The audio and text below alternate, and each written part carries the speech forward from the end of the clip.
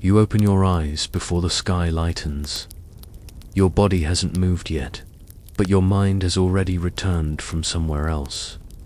You dreamed again of that staircase that ascends and curves upon itself, like a serpent in a spiral, with steps that turn into sand, then stone, then light. In the center of the sky that appears between the arches of the staircase, a constellation you've never seen on any map, 7 points in a cross, but none of them fixed. They pulsed, as if they were breathing. At the end of the dream, a soft, formless voice said only, "It's somewhere between the Andes and the Nile. You'll know when you touch the ground."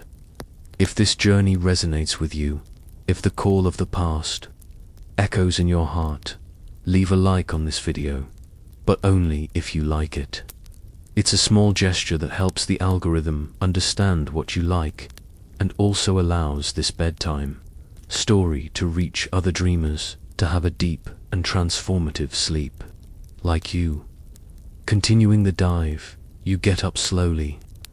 The dream has come 5 times, always with more details, and always with the same feeling upon waking, as if you were returning from a memory that doesn't belong to this life.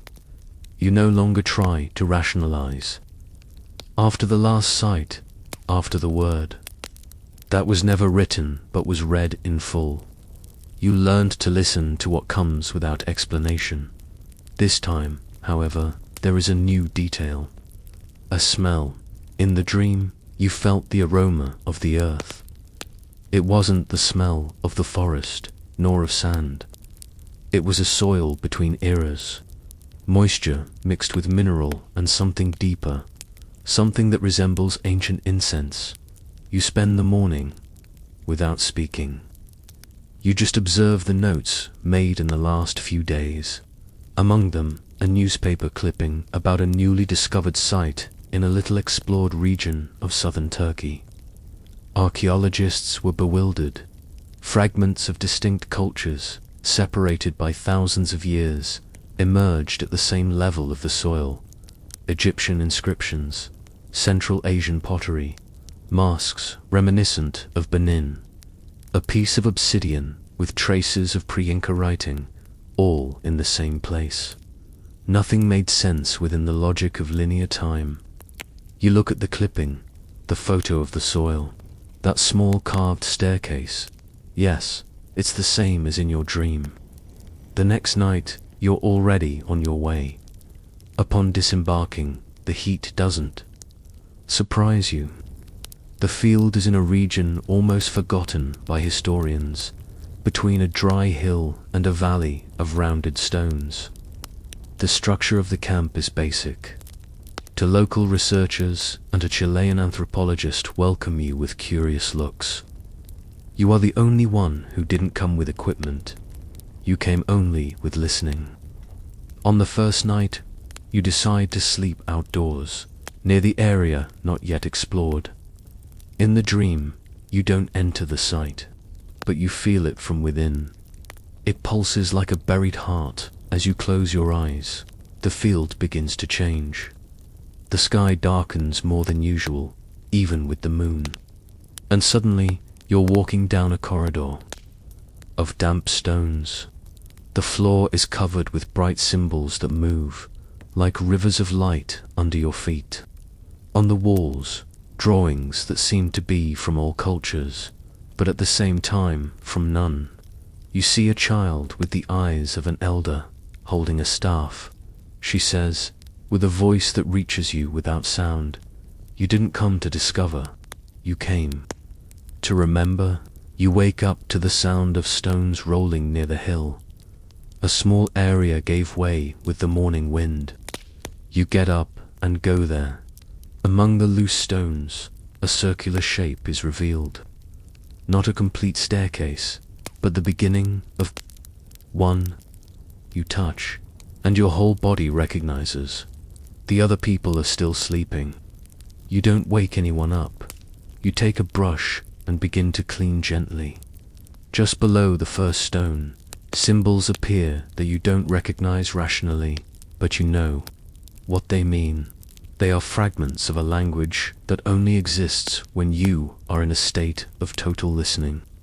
And they say, the staircase doesn't go up or down. It turns until you remember where you started. You feel the air differently, as if you were inside something, even in the open air. The light begins to change color. The horizon, normally orange, now glows in copper tones. The wind blowing through the stones emits a sound that resembles a human voice, but without forming words.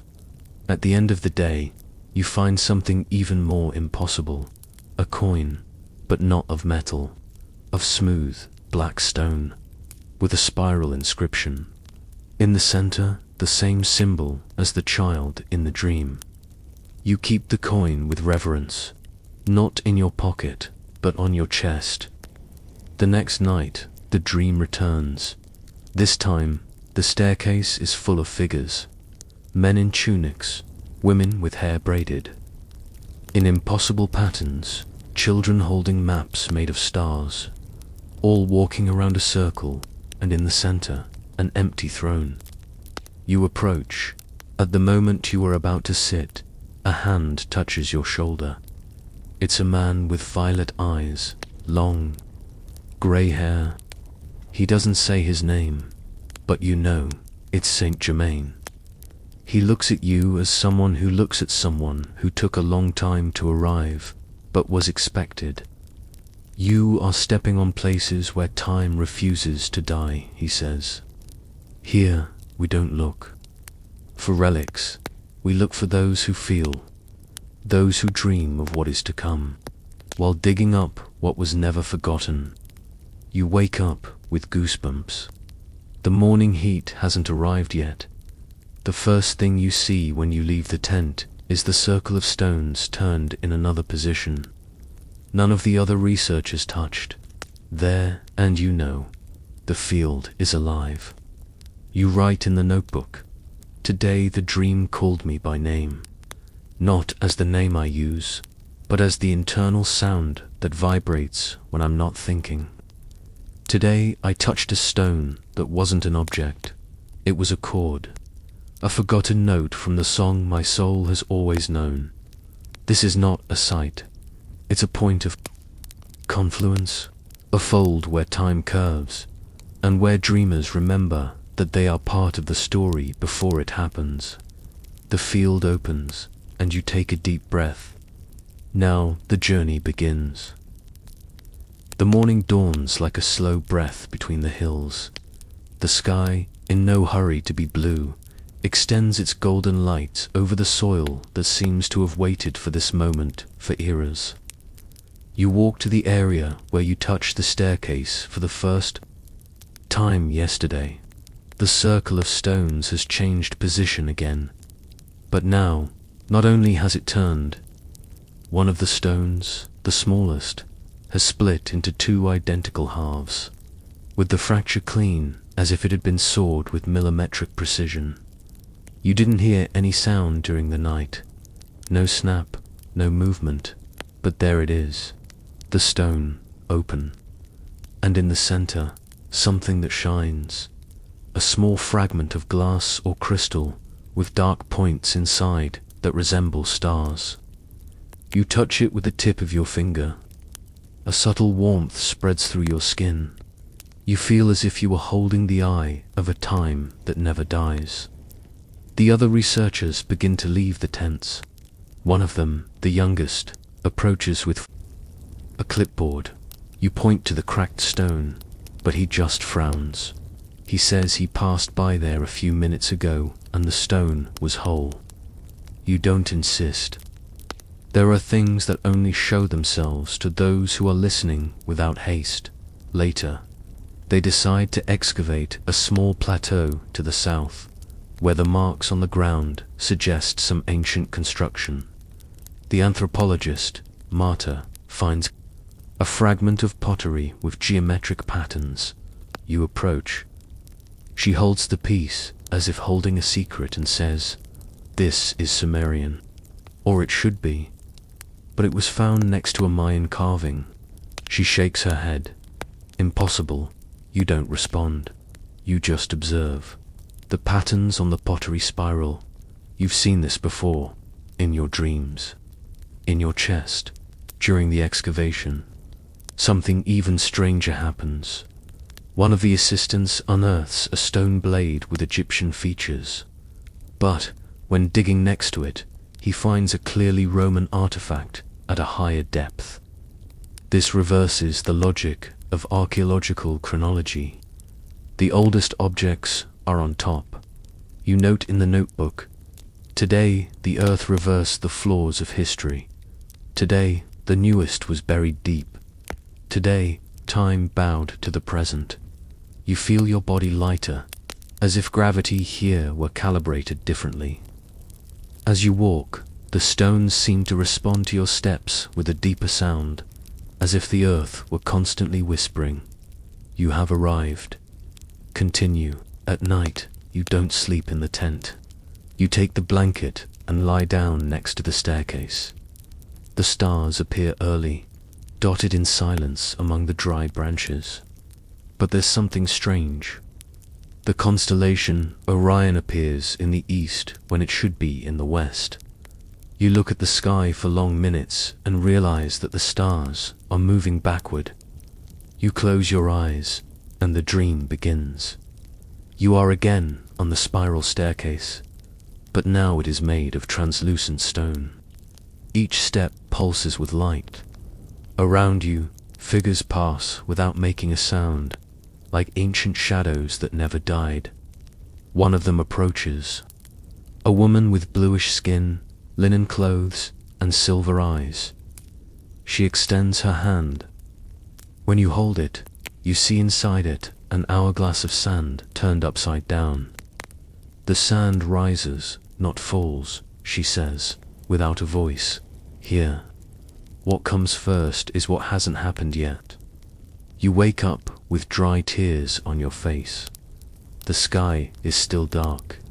And there, next to you, is the hourglass, small, of dark metal. You hold it. The sand moves upwards. You feel a slight dizziness, as if your presence had been pulled back by something that already knew you. Later, while examining a fragment of stone with inscriptions, you realize that the carving changes with the light of day. In the morning, it looks like a line of cuneiform symbols. In the afternoon, the same stone casts shadows that form Chinese ideograms, and at dusk, the same fragment reveals forms of Ogham writing from ancient peoples of Ireland. You write this in the notebook. Today I discovered that there are surfaces that only speak with the right light. Today I realized that time doesn't walk. It folds, and it folds when the listening is deep enough. The team gets excited. There is discomfort in the eyes of those who still try to fit everything into a linear order. You observe in silence. You understand that the rules here are not of science or faith. They are of vibration. At night, you dream again. But this time, you are inside an underground library. Books written with moving symbols, which change shape as you read them. One of them shines brighter than the others. When you open it, the text aligns with your heartbeat. The page doesn't say anything in words, but you understand. The title of the book is "The Land Where the Now Is Always." You wake up to the sound of the wind passing through the bones of a nearby structure. The sound resonates like a low note, a sound that calls you inside. You get up. You walk to the center of the staircase, and you sit down, not to wait, but to offer yourself. You say, softly, "I am here whole. I am here without a clock. I am here to remember the eternity, hidden in each stone." The ground pulses. It doesn't tremble, it pulses. You take the notebook and write. Perhaps for the last time today, this is the soil where time listens. Each step is a note, each dream a map. Here, memory is not of the past, it is of the now that never ceased to be. You feel the change before you see it, a subtle alteration in the texture of the air that surrounds the site, a shiver that doesn't come from the cold, but from a growing presence. For weeks, months perhaps, time has folded and unfolded around you. The stones have breathed under your hands, the inner temples have risen in your dreams, and the vivid visions have become as real as the dust under your boots. You came seeking, driven by a curiosity that seemed your own, a hunger to uncover the secrets buried under layers of earth and forgetfulness. But now, the feeling is different, deep and undeniable. It's no longer you who seeks, it's the city that is calling. It remembers you, and the call reverberates, not in your ears, but in your bones, in your marrow, in the very structure of your being. The field in front of you, once just an expanse of land marked by trenches and discard mounds, begins to behave like a living consciousness. There's no obvious physical movement, no violent agitation, but a slow pulsation, an imperceptible adjustment that alters the landscape from within. The colors of the earth seem richer, the greens of the low vegetation more vibrant, as if the soil were awakening from a deep sleep. You walk among the stones that once seemed randomly placed, fragments of a lost structure, and now you perceive a subtle alignment, an order emerging from the apparent chaos. They don't move before your eyes, but with each step you take, the perspective changes, and new connections are revealed, invisible lines drawn between the blocks, forming patterns that make sense in a language you are just beginning to decipher. A language that is not spoken, but felt. Voices arise in the wind, but they are not voices as you know them. There's no audible sound, no vibration in the vocal cords, but a direct transmission of meaning, a resonance that fills the space between your thoughts. It's as if the air itself were charged with memories, whispers of past eras, intentions crystallized.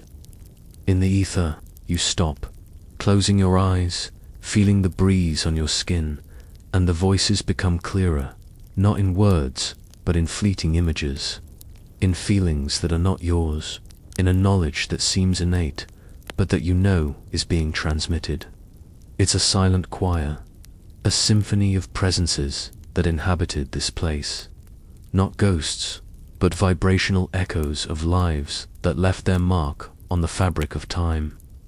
They call you by name, not the name you use in the outside world, but a name that resonates with the frequency of your soul, a name that seems to have been carved in the stones millennia ago, waiting to be remembered.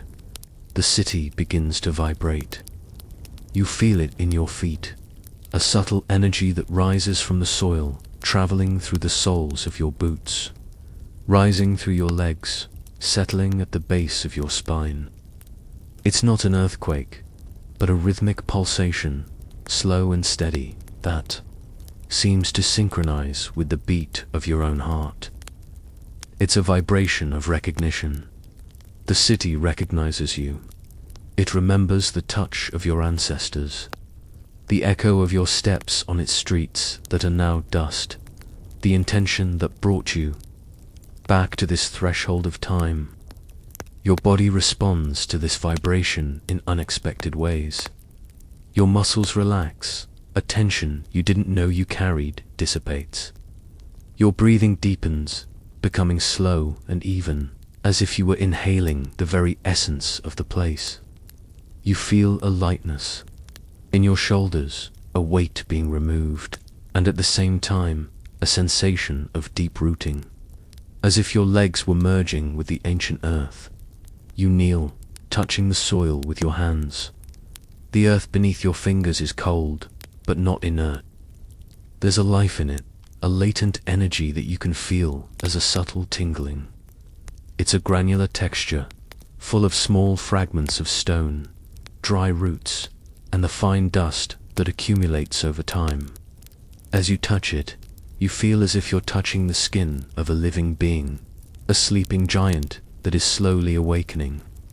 The earth reacts to your touch, not with movement, but with an energetic response. You feel a current rising through your arms, an exchange of energy that is both familiar and strange. It's as if the soil were reading you, accessing the memories contained in your cells, recognizing the lineage, the intention, the journey that brought you here.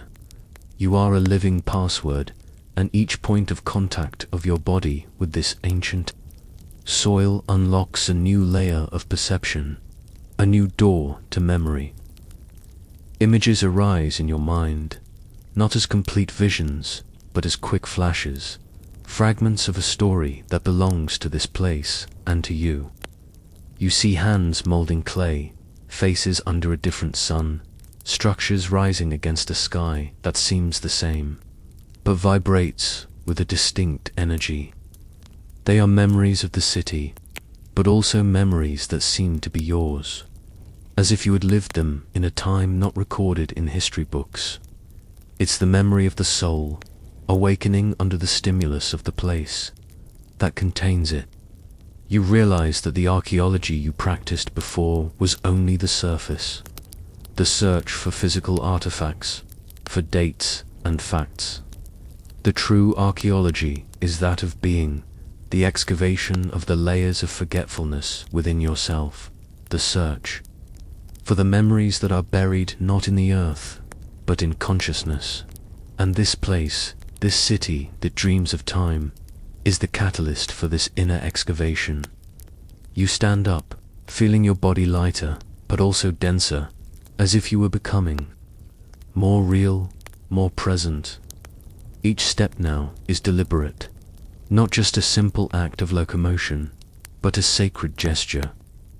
The soil under your feet seems to yield softly, as if welcoming you, guiding you.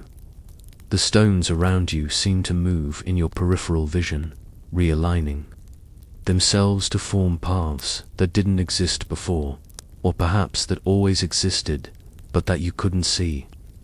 It's a labyrinth of memories, and you are being led through it, not by logic or by the map, but by resonance, by the magnetic attraction of what awaits you. There is a silent presence that accompanies you. You feel it before anything else, a deep calm, a wisdom that radiates like heat. There are no steps, no audible breathing, but the certainty that you are not alone. You don't need to look to know who it is, or rather, what it represents. It's the figure that appeared in your dreams, in moments of deep meditation, the presence of violet eyes that seem to contain the vastness of the cosmos, the silver hair that shines with the light of ancient knowledge. He doesn't speak with words, but the communication is constant, a flow of understanding that passes directly from your consciousness to his, and vice versa. It's a vibration of pure wisdom, a frequency that calms the mind and expands perception. He is a guardian of this place, a master of time and memory, and his presence confirms that you are on the right path, that the call is real, and that something of immeasurable importance is about to be revealed. He doesn't guide with gestures, but his energy traces the path, an invisible trail that you follow with the confidence that comes from the deepest recognition. You stop in front of a formation of stones that previously seemed insignificant, just another pile at the site. Now they stand out, bathed in a light that seems to come from within, a soft and ethereal glow that is not the sun. The textures of the stones become incredibly sharp, each vein, each crystal, each mark of time revealed, with a clarity that transcends ordinary vision. You touch one of them and feel the roughness under your fingers, but also an internal vibration, a pulsation that echoes that of your own body. It's a living stone, not in the biological sense, but energetically. It holds memories, information, and is willing to share them. As you touch it, you feel a wave of emotion, a mix of nostalgia and joy, as if you were reuniting with an old friend. A friend who has known you since before time. The emotional revelation begins to form, not as a sudden thought, but as a rising tide within your chest. You realize that everything you have lived until now, the experiences with the breathing stones, the inner temples you visited in an altered state, the vivid dreams that seemed like portals to other realities, all of this was a preparation. You weren't just excavating an archaeological site, you were being excavated. The layers of denial, of doubt, of forgetfulness were being removed, one by one, to reveal what has always been there, buried beneath the surface of your everyday life. And what awaits you is not an artifact, not a scientific discovery that will be published in academic journals. What awaits is yourself, a part of you that was left behind, or perhaps waited for you here. In this place where time collapses and memories become tangible, the feeling is overwhelming, but not frightening. It's a sensation of coming home, to a home you didn't know you had, but that you recognize at the deepest level of your soul. The city is not just a set of ruins. It's a mirror, a reflection of your own history, of your own essence, and it called you back so that you could remember. Remember who you are, where you came from, the purpose that brought you to this existence. The call is not to find something outside of you, but to find something within. The great remembrance is not about the history of the city, but about your history. Intertwined with hers in a cosmic tapestry, you continue walking, following the invisible trail traced by the energy of the silent presence. The air becomes denser, charged with the fragrance of wet earth and something else, something sweet and ancient, like the perfume of flowers that bloomed in another era. The light intensifies, not becoming brighter, but deeper, with golden and violet tones that seem to dance in the air. The sounds of the outside world disappear, replaced by a filled silence.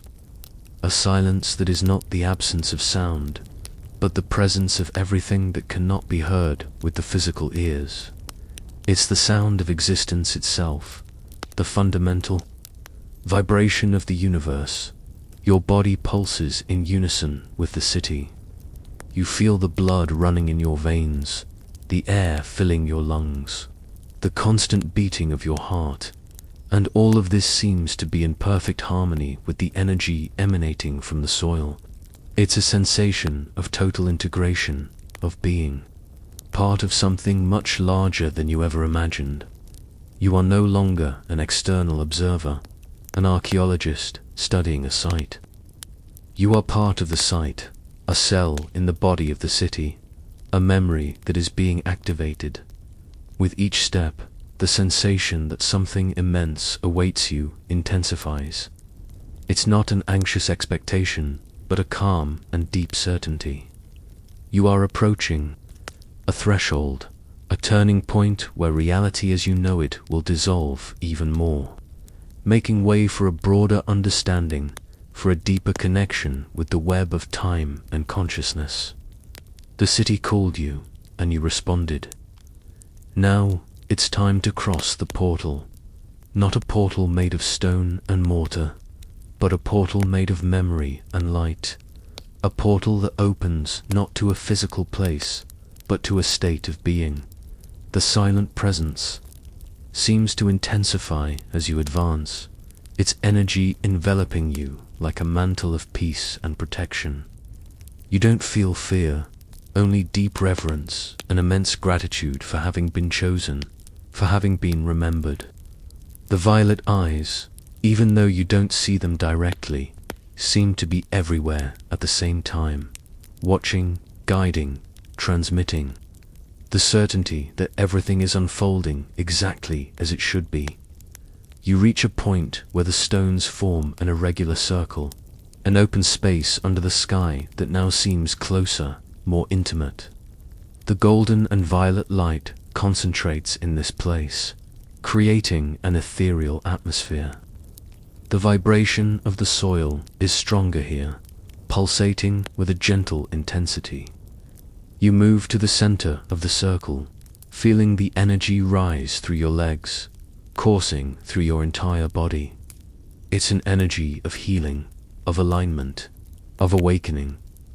As you stand still in the center of the circle, you close your eyes again, allowing the sensation to envelop you completely. The silent voices become a stronger choir, a soundless chant that resonates in your soul. They speak of ancient times, of civilizations that flourished and disappeared, not in a cycle of destruction, but in a cycle of transformation, of ascension. They speak of the connection between all beings, between all times, between all places. They speak of memory as the force that unites everything, the glue that keeps reality cohesive. You feel a tear roll down your face, a tear not of sadness, but of pure emotion, of deep recognition. You remembered, or rather, the city helped you remember. The great remembrance has begun, and it's not just about the past. It's about the present, about who you are now, and about the future, about who you are destined to become. The call of memories brought you to this threshold, to this point of convergence where time bends and the soul reveals itself. You are ready to hear what the city has to say, to see what it has to show, to remember everything you forgot. The journey back home has begun, and home is not a physical place, but a state of being, a state of full remembrance. You take a deep breath, inhaling the ancient energy of the place, feeling it fill every cell of your body. The city called you, and you are here, ready for the great revelation, ready to remember yourself. The field pulses, the stones vibrate, the silent voices sing, and the presence of violet eyes watches, a silent witness to your awakening. The first door has been opened, and it opened from the inside out, revealing the vast landscape of your own consciousness, the city that remembers you. You wake up with your body aching, but not from physical exertion. There's an exhaustion coming from within, as if you had lived an entire life during the night, and perhaps you did. The dreams have become longer, more vivid, more intimate, but what impresses you is not what you see in them, it's what you feel, as if those experiences were engraved not in your mind, but in your bones. The night before, you walked among high walls of a city carved in golden clay. The ground was warm, not from the sun, but from energy. People looked at you and smiled. A woman with spiral braided hair called you by name, a name you don't recognize, but that made your heart race. She said, "You promised you would return," when you knew how to listen with your body. And then she took you to a circular room full of liquid mirrors, where you saw reflections of yourself with different faces, some with scars, others with childlike eyes, others in clothes from errors. You never studied. When you wake up, you can still smell that place. Burned wood, salt, and a flower you don't know yet. For a moment, you wonder if you're going crazy. But then you remember the stones that moved, the staircase that emerged from a dream, the hourglass that rises, and you understand that what you're experiencing is not an illusion. It's access. As you walk through the field that day, something changes. The ground seems to recognize you. The eyes of your colleagues shine differently when they see you. One of them, without understanding why, hands you a newly discovered fragment. It's a piece of fossilized fabric with patterns that form a double spiral. You've seen this pattern before. It was in the liquid mirrors. It was on the tunic of the woman in the dream. It was on the symbol in the center of your chest while you slept. You hold the fabric gently, and something inside you pulses, not on the skin, in the bone, as if every cell in your body were reading this fragment like someone reading a forgotten poem. You move away slowly. You go to a solitary tree at the edge of the field. You lean your back against the trunk. You close your eyes, and the image returns. The same woman, now older, placing this fabric on a stone altar. She cries, and she says, "One day he will remember, and when he remembers, he will know that he did not walk alone." You write in the notebook, "Today I realized that I am not learning history. I am being remembered by it. Each symbol is a password that my skin recognizes. Each dream is a corridor that descends into me. I am made of civilizations that I have not yet found on the outside. I am ruin and map at the same time." That night, you decide to sleep with the fabric on your chest. You lie down in the center of the staircase. No one questions you. They have already understood that your methods are different. Your body surrenders to sleep like someone diving. And there again, everything opens. You are inside a vessel. Strong wind.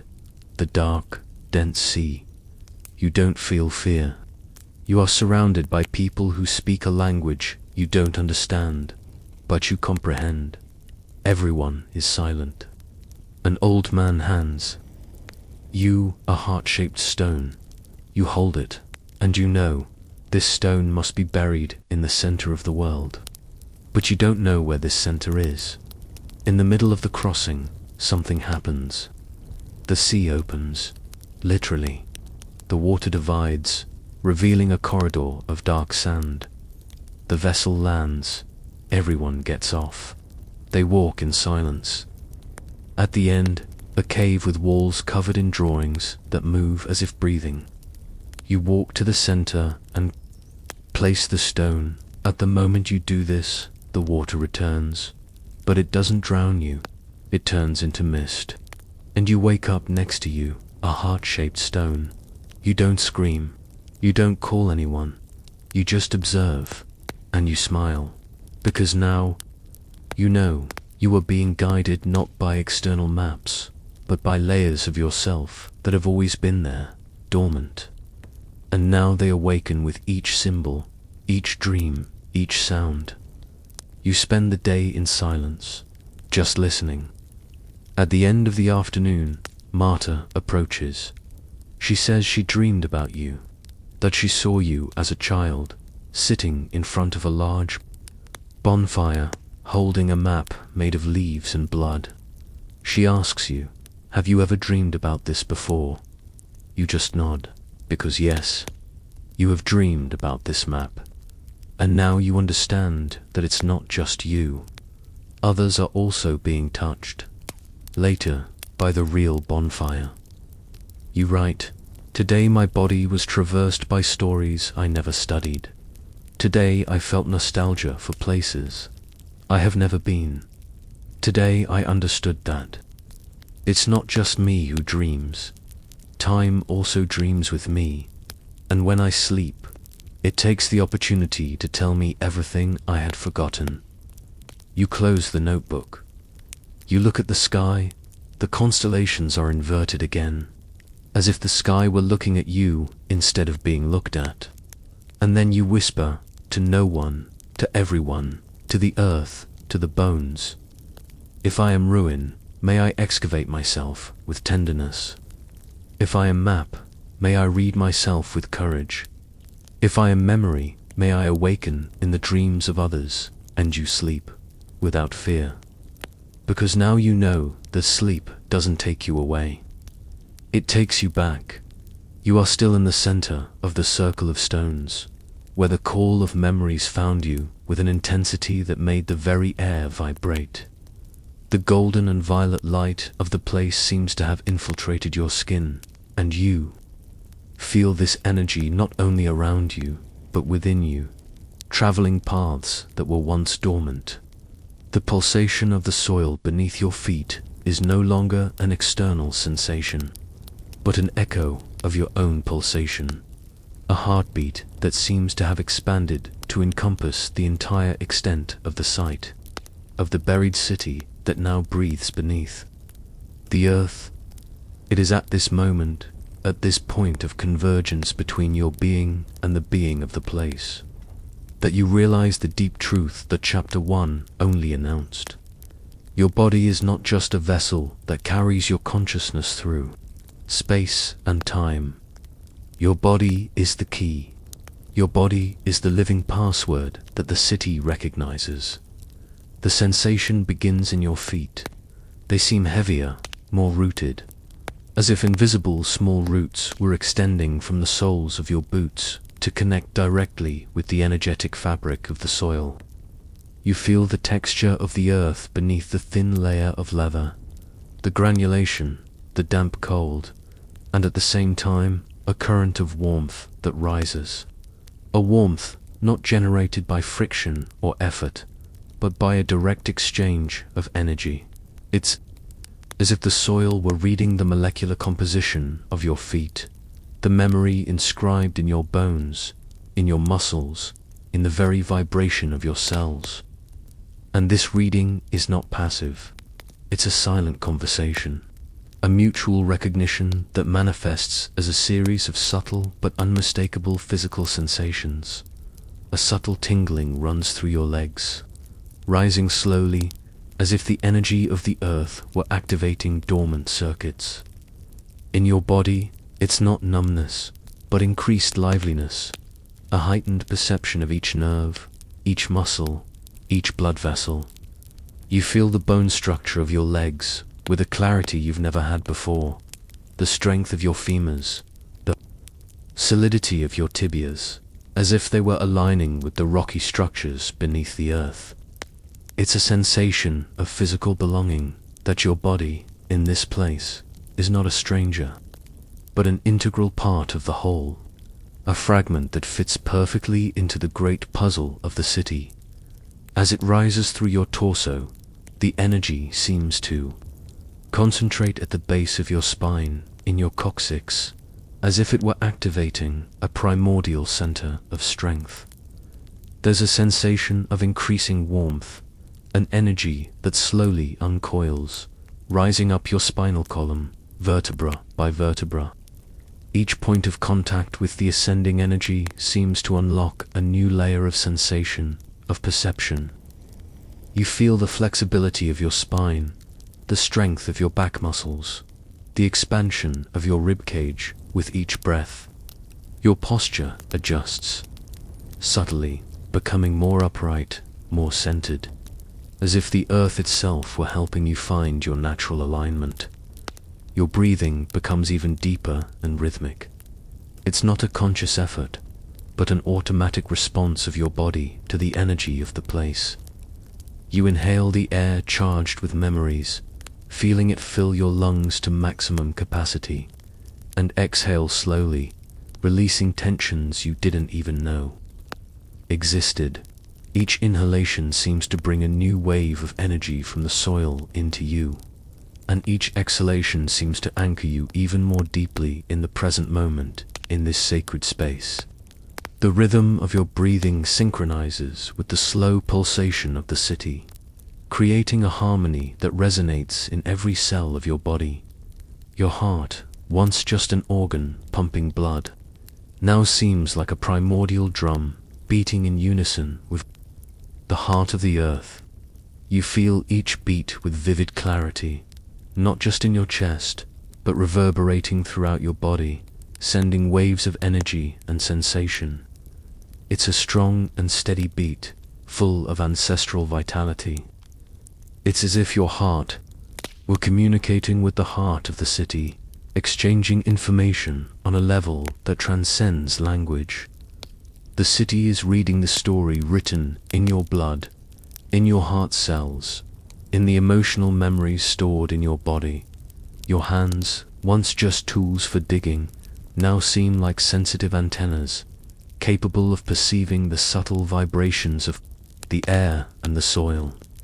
You raise them slowly, feeling the texture of the air between your fingers, the light breeze that carries the silent whispers of memories. There's a tingling sensation in the palms of your hands, as if they were opening, to receive something, to transmit something. As you touch them, you feel the roughness of your own skin, the lines on your palms, and you have the strange sensation that these lines are maps, codes that the city can read, revealing your journey, your experiences, your connection to this place through countless lives. The city responds with images. They don't appear in your external vision, but on the screen of your mind, projected directly into your consciousness, as if they were a waking dream. They are quick flashes, fragments of scenes, sensations, colors, sounds, without audible sound and emotions. You see hands molding clay, the glow of the sun on polished stone buildings, the movement of people in ancient garments, the sensation of joy and purpose that permeated life in this place. They are images that don't follow a logical or chronological sequence. They arise in response to the energy of your body, as if each point of contact, each pulsation, each breath were unlocking a new image, a new fragment of the city's memory. It's as if your body were a projector, and the city, the screen. But it's also the opposite. The city is the projector, and your body, the receptive screen. The interaction is mutual, a complex dance of energy and information. You realize that the city's memories are not just out there, buried in the earth. They are also in here, encoded in the subtle structure of your own being. Your body not only accesses the city's memories, it contains them. It is a living repository of history, a portable temple that carries within it the echoes of past eras. The silent presence of violet eyes and silver hair is near. You feel it as an intensification of the calm and wisdom that emanates from the space. There's no movement, no sound, but the certainty that he is watching, not with judgment, but with deep understanding and acceptance. His energy acts as an amplifier, making the communication between your body and the city clearer, more potent. It's as if he were facilitating the connection, removing the last barriers that prevented complete remembrance. He doesn't need to speak. His presence is the language itself, a transmission of knowledge that manifests as a sensation of clarity, of expanded consciousness. You feel the texture of the air change again, becoming denser, almost tactile. There's a subtle perfume, a mix of damp earth, minerals, and something floral, but not like flowers, you know. It's a perfume of ancient life, of vital energy that permeated the city at its peak. You inhale deeply, feeling this perfume fill your lungs, and it seems to activate olfactory memories in your body. Smells you've never smelled in this life, but that are strangely familiar, evoking sensations of peace, of community, of connection, with nature and with the cosmos. As you move your arms slowly, you feel the subtle resistance of the air, as if it were a denser medium than usual. There's a sensation of energy flowing through your arms, exiting from the tips of your fingers, interacting with the city's energy field. It's as if your arms were conductors, capable of sending and receiving information. You make slow and deliberate gestures, not with a specific purpose, but as an intuitive response to the energy that surrounds you. Each movement seems to create ripples in the energy field, and the city responds with new images, new sensations that you see yourself, or perhaps an ancestral version of yourself, walking down streets that are now just lines in the soil. You see the walls rising, the roofs being placed, the daily life unfolding under a sky that seems to vibrate with a different energy. These images are not just visual, they come accompanied by bodily sensations. The warmth of the sun on your skin, the feeling of the wind, the smell of food being prepared, the sensation of tiredness after a day's work, the joy of being with other beings. It's a total immersion in memory, as if you were living those moments again, not as an observer, but as a participant. Your body reacts to these images with subtle spasms, with shivers, with changes in skin temperature. It's as if the memories were being reenacted in your cells, in your tissues. It's the somatic memory awakening, the body remembering what the mind forgot. The city, in recognizing your body as a password, is not just granting access to information, it's activating the memory that already exists within you. It's a process of resonance. The energy of the place resonates with the energy of your body, and this resonance unlocks the memories encoded in your own physical and energetic structure. You are a living archive, and the city is the key that opens this archive. You feel the texture of the stones beneath your feet again, even through your boots. They seem smoother in some places, rougher in others, and each texture evokes a different sensation, a different image. A smooth stone can bring the image of flowing water, of a river that once passed near the city. A rough stone can evoke the sensation of raw rock, of distant mountains. The stones are not just inanimate objects, they are memory condensers, crystals that hold the history of the place and the history of those who inhabited it, and your body. By touching them, by being in their presence, is reading this history. There's a growing sensation that your body is becoming more transparent, not physically, but energetically. The boundaries between you and the place seem to dissolve. You are no longer a separate individual, an archaeologist visiting a site. You are part of the site, an extension of the city, a channel through which memories can flow. This dissolution of the ego, this fusion with the whole, is not frightening. It's liberating. It's the sensation of coming home, of reconnecting with a part of yourself that was lost. You feel the energy of the silent presence intensify even more, a wave of peace and acceptance that envelops you completely. It's as if he was smiling with his eyes, transmitting the message that you are exactly where you need to be, doing exactly what you need to do. He is the guardian of this portal, the facilitator of this great remembrance, and his presence is a reminder that you are not alone. On this journey, others have come before you, others have remembered, and he is here to help those who are ready to awaken. The images of the city continue to emerge, becoming more vivid, more detailed. You see the faces of the people, their expressions, their emotions. You hear without sound their conversations, their laughter, their songs. You feel the energy of the community, the interconnectedness between the inhabitants, their reverence for nature, their deep understanding of the cycles of time and the cosmos. It's a vision of a civilization that lived in harmony, not just with itself, but with the universe. And this harmony resonates in your own body, evoking a deep longing for a state of being that seems to have been forgotten by the modern world. Your body, in recognizing this harmony, begins to vibrate at a higher frequency. You feel a soft hum in your ears, not a physical sound, but an energetic perception, a lightness in your head, a sensation of expansion in your energy field.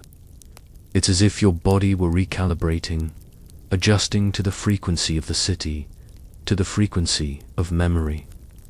It's a process of healing, of realignment, of awakening. The city, in responding to your body, is not just showing the past, it's showing the possibilities of the future, the potential that resides within humanity. the state of being that can be achieved when we remember who we truly are. The images that arise are lessons, teachings transmitted through direct experience, through bodily resonance.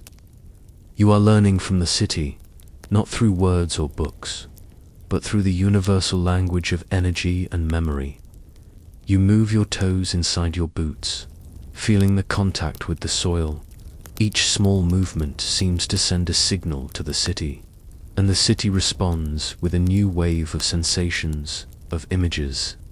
It's a continuous interaction, a wordless dialogue that unfolds at the deepest level of your being.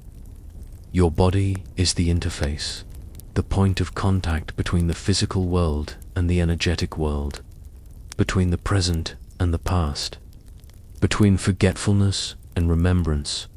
The sensation that something much greater awaits you solidifies. It's not just the revelation of the city's history or the remembrance of your own history. It's the understanding that your body is a portal, a channel through which the energy and wisdom of this place can flow into the world. You are not just discovering the city, you are becoming the city. Your memories merge with hers, your energy mixes with hers, and you become a living link in the chain of consciousness that stretches through time. The silent presence seems to take a soft step back, although you don't see him move.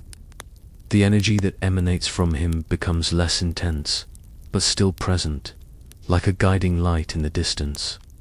He brought you here, facilitated the initial connection, and now leaves you to explore on your own, knowing that you are ready for the next stage of the journey. His confidence in you is palpable, a silent force that encourages you to move forward. You take a deep breath again, feeling the energy of the city fill your lungs, your blood, your bones. Your body pulses in unison with the earth, with the stones, with the memories that now flow freely through you. You are the living password, and the city has recognized you. The images continue to emerge, each time clearer, more detailed, revealing the beauty, the wisdom, and the depth of the civilization that flourished in this place. The great remembrance deepens, and you realize that the body is not an obstacle to the spiritual experience, but the very vehicle, the sacred temple that contains the key to the mysteries of time and consciousness. The next door is waiting, and it will open when your body is ready to take the next step, to move more deeply into the dance between being and place, between forgetfulness and remembrance. You feel the earth beneath your feet, alive and pulsating, and you know that this is just the beginning of your journey back home, back to yourself. You walk up the slope as if crossing an invisible border. The sounds of the camp fade behind you. The wind blows in a deeper tone, and the hill seems to hold its breath. It's the third consecutive day you wake up with a clear feeling. There is something buried beyond the staircase, something that pulses, but not like an ancient object waiting to be unearthed. It's a presence that vibrates beneath the earth, as if the soil has memories wanting to surface. You approach the spot where the night sounds are clearest, not the sounds of the wind or the stones, but those you only heard with your body when sleep had already taken your mind to another layer. There, among the exposed roots of a tree that seems to grow backward, you dig with your bare hands. Without haste, without method, the earth gives way easily, as if it had been opened before, as if it had been waiting for this gesture for a long time. Soon, your fingers touch something cold, smooth, curved. You carefully remove an object the size of a closed fist, made of dark stone with golden veins. Its shape resembles a heart, but not a human one. It's older, raw, more geological, and in the center, a circular depression, like the eye of a storm frozen in time. You don't feel euphoria, you feel reverence. You lay the object on a cloth, sit in front of it, and just observe. For hours, the sun moves, the shadow changes angle. But the stone remains the same, inert, silent. But when night falls, and you lie down with the object beside you, something changes. Sleep doesn't come easily. It comes like a slow descent, an inner spiral. And when you finally cross over, you find yourself in a place you don't recognize, but know. A stone hall carved directly inside a mountain. The walls vibrate with faint light, as if the mineral itself emits memory. At the center, the same object but larger, floating on a pedestal. Around it, people in silence, all with their hands on their chests, all with their eyes closed. You approach, and feel the object is breathing, not with air, but with time. It inhales forgotten memories, and exhales images that pass through the body like waves. You see a civilization from before language, children with adult eyes, women singing at frequencies that change the shape of the stones around them, men sculpting with touches. There is no writing. Everything is vibration, gesture, intention. The vision changes. Now you see the stone being sealed by 7 elders. They deposit in it not secrets, but memories that could not die. Each one blows a color onto the stone, and it absorbs blue, amber, violet, gray, gold, copper, green. At the end, it pulses once and falls asleep. You wake up, but you're not in your tent. You're next to the object, still lying outdoors. The stone is warm and pulses slightly under your hand. You write, "Today the stone showed me that the world was not built only by hands. It was sculpted by memories. Memories that don't fit in books. Memories that only reveal themselves when the body sleeps and time unravels. You try to reproduce the patterns of the vision. You draw the elders, the spiral, the colors, but nothing sticks like in the dream. And then you understand, it's not for recording, it's for remembering. In the following days, you repeat the gesture. You lie next to the stone at different hours, under different moons, and each time a different dream, but always with the same theme, transmission, not of information, but of state. You begin to notice changes in yourself. Sounds that once went unnoticed now become messages. The textures of the stone gain words. The sky seems less distant. And at night, your breath seems to follow a rhythm that is not yours, but of the field itself. One of these nights, you dream of a corridor of mirrors that shatter as you pass. At the end of the corridor, there is a figure, tall, serene posture, silver hair, violet eyes. He doesn't speak, he just looks. And when you get close, he touches the center of your forehead with 2 fingers. A violet flame appears and dissolves. When you wake up, your skin where he touched is still warm. You know who he was, not because he said, but because time recognized. Saint Germain, not as myth, not as legend, but as guardian of layers that were not written, layers that reveal themselves only when the seeker gives up searching and offers himself to silence. That morning, you walk to the center of the staircase. You place the stone at its center, and you sit around, not to meditate, but to remain. You write, "Today I understood that I don't dig to find. I dig to remember what I am." Today, the stone breathed with me, and told me, without sound, "You carry the memory of what we were, because we will still be." The city's pulse in your body is now a familiar song, a rhythm that has become your own. The ground beneath your feet is no longer just earth and stone. but a living membrane, sensitive to your touch, responding to your presence with a language of sensations. You are the password, and the city has recognized you, unlocking not only buried memories, but also a new perception of your own being. The feeling of being one with the place deepens, the boundaries between your body and the earth becoming tenuous, almost non-existent. It is in this state of fusion, of mutual recognition, that you feel the invitation to move forward, to go beyond the circle of stones where the call first echoed. There is a path ahead of you, not a clearly defined trail by human hand, but a suggestion in the alignment of the stones, in the gentle slope of the terrain, in the way the light seems to concentrate on a specific point in the distance.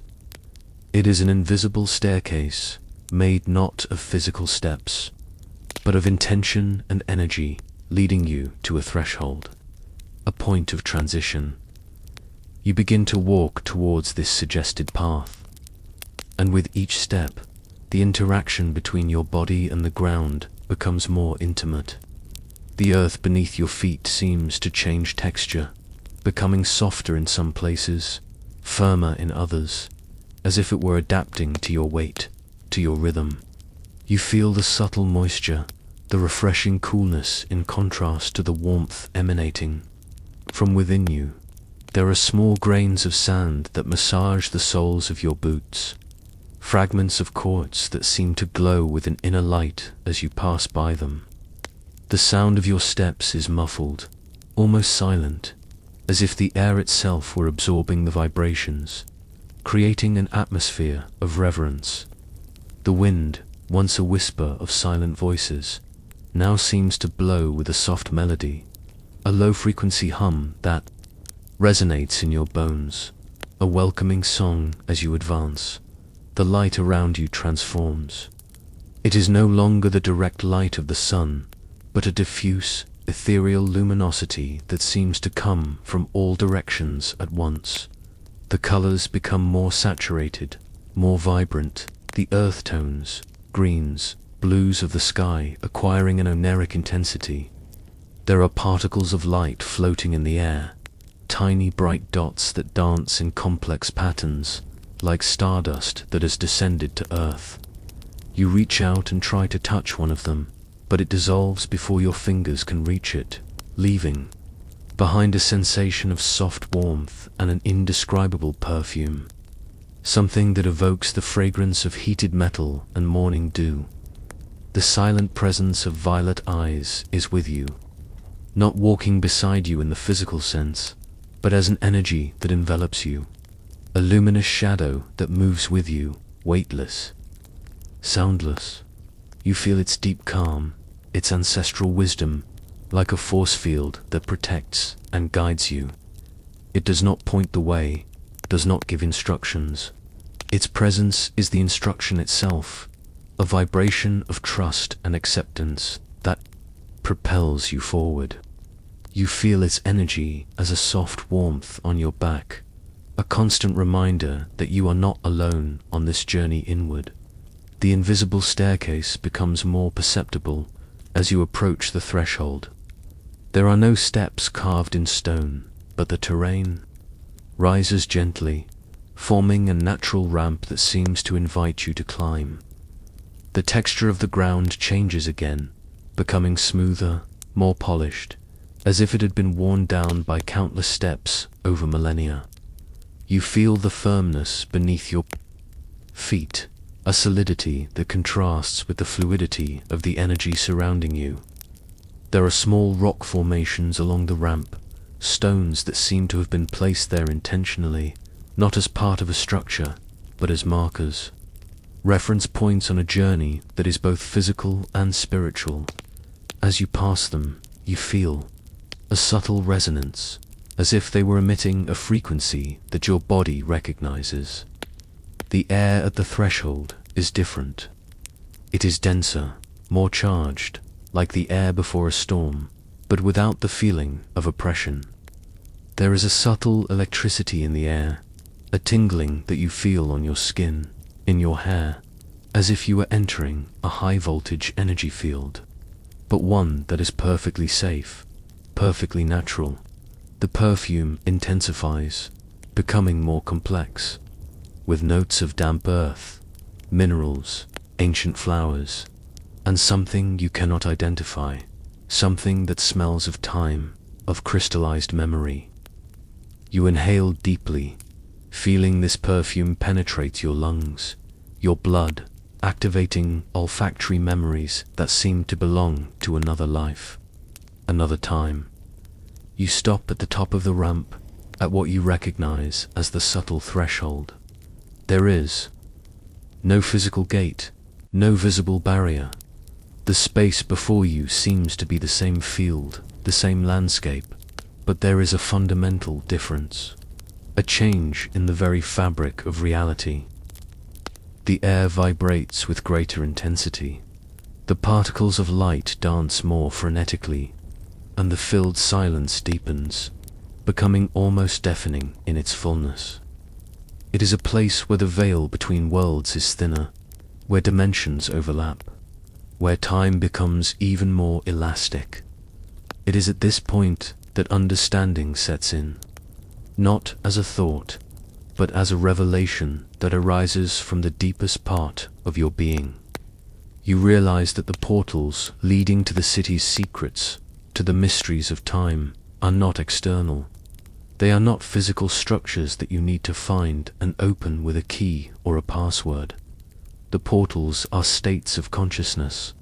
They open, not by force or by intellectual knowledge, but by inner alignment. Your body, by being recognized by the city, by vibrating in unison with it, has become the key. Your consciousness, by expanding, by remembering, has become the portal. You close your eyes, feeling the energy of the threshold envelop your body. The sensation is of being in a place of immense power, a vortex of energy that can take you anywhere. To any time, you feel the pulse of the city beneath your feet, stronger than ever. And this pulse seems to be synchronized with the pulse of your own heart, with the rhythm of your breath.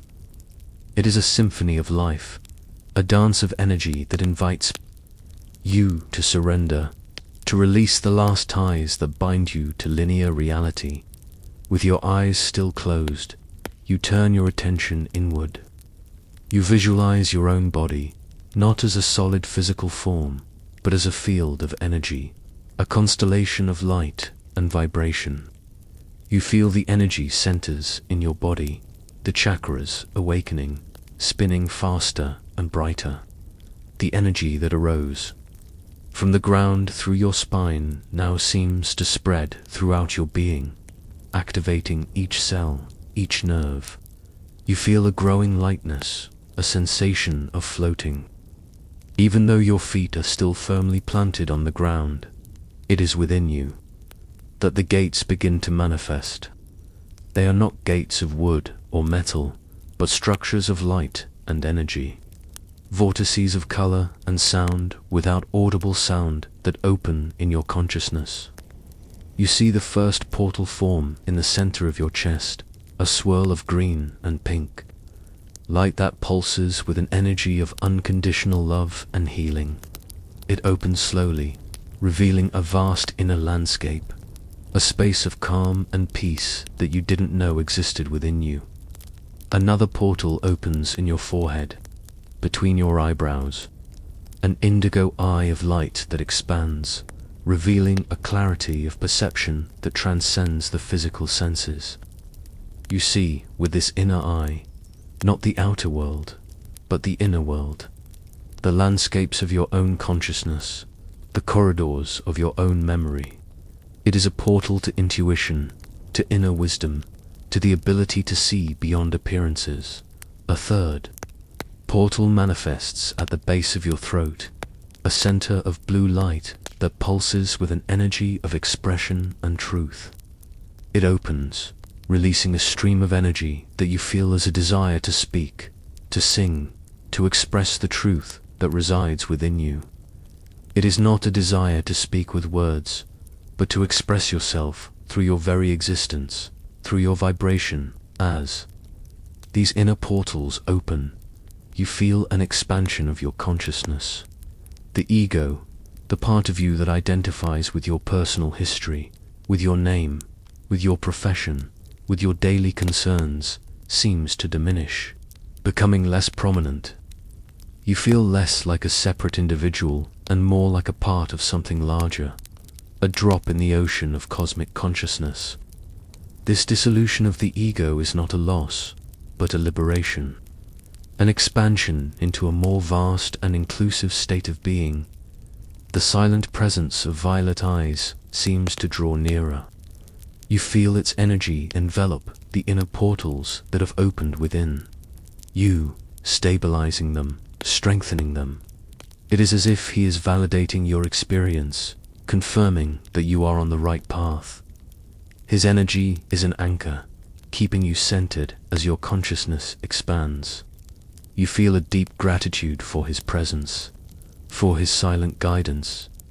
As you open your eyes again, you realize that the outer world at the threshold has subtly changed. The air vibrates with more intensity. The particles of light dance with more brilliance. But the most significant change is in your perception. You are not just looking at the field before you. You are seeing through it. The structures of the city, once buried beneath the earth, now appear translucent, visible as luminous ghosts that overlap the current landscape.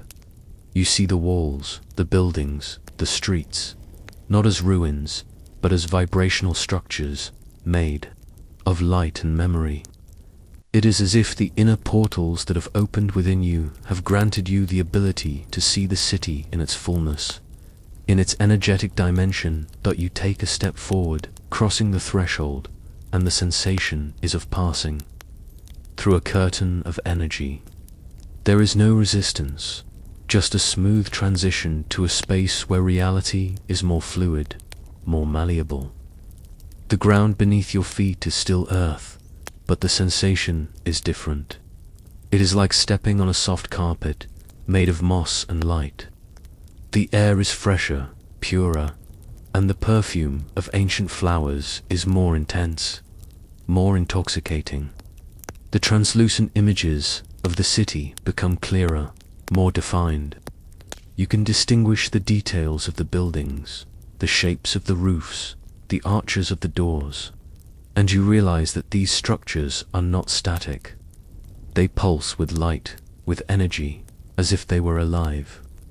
It is the city that dreams time, and you are entering its dream. The silent presence follows you, its energy maintaining a field of calm and clarity around you. You feel that it is guiding you to a specific place within the translucent city, a place that is of great importance to your journey.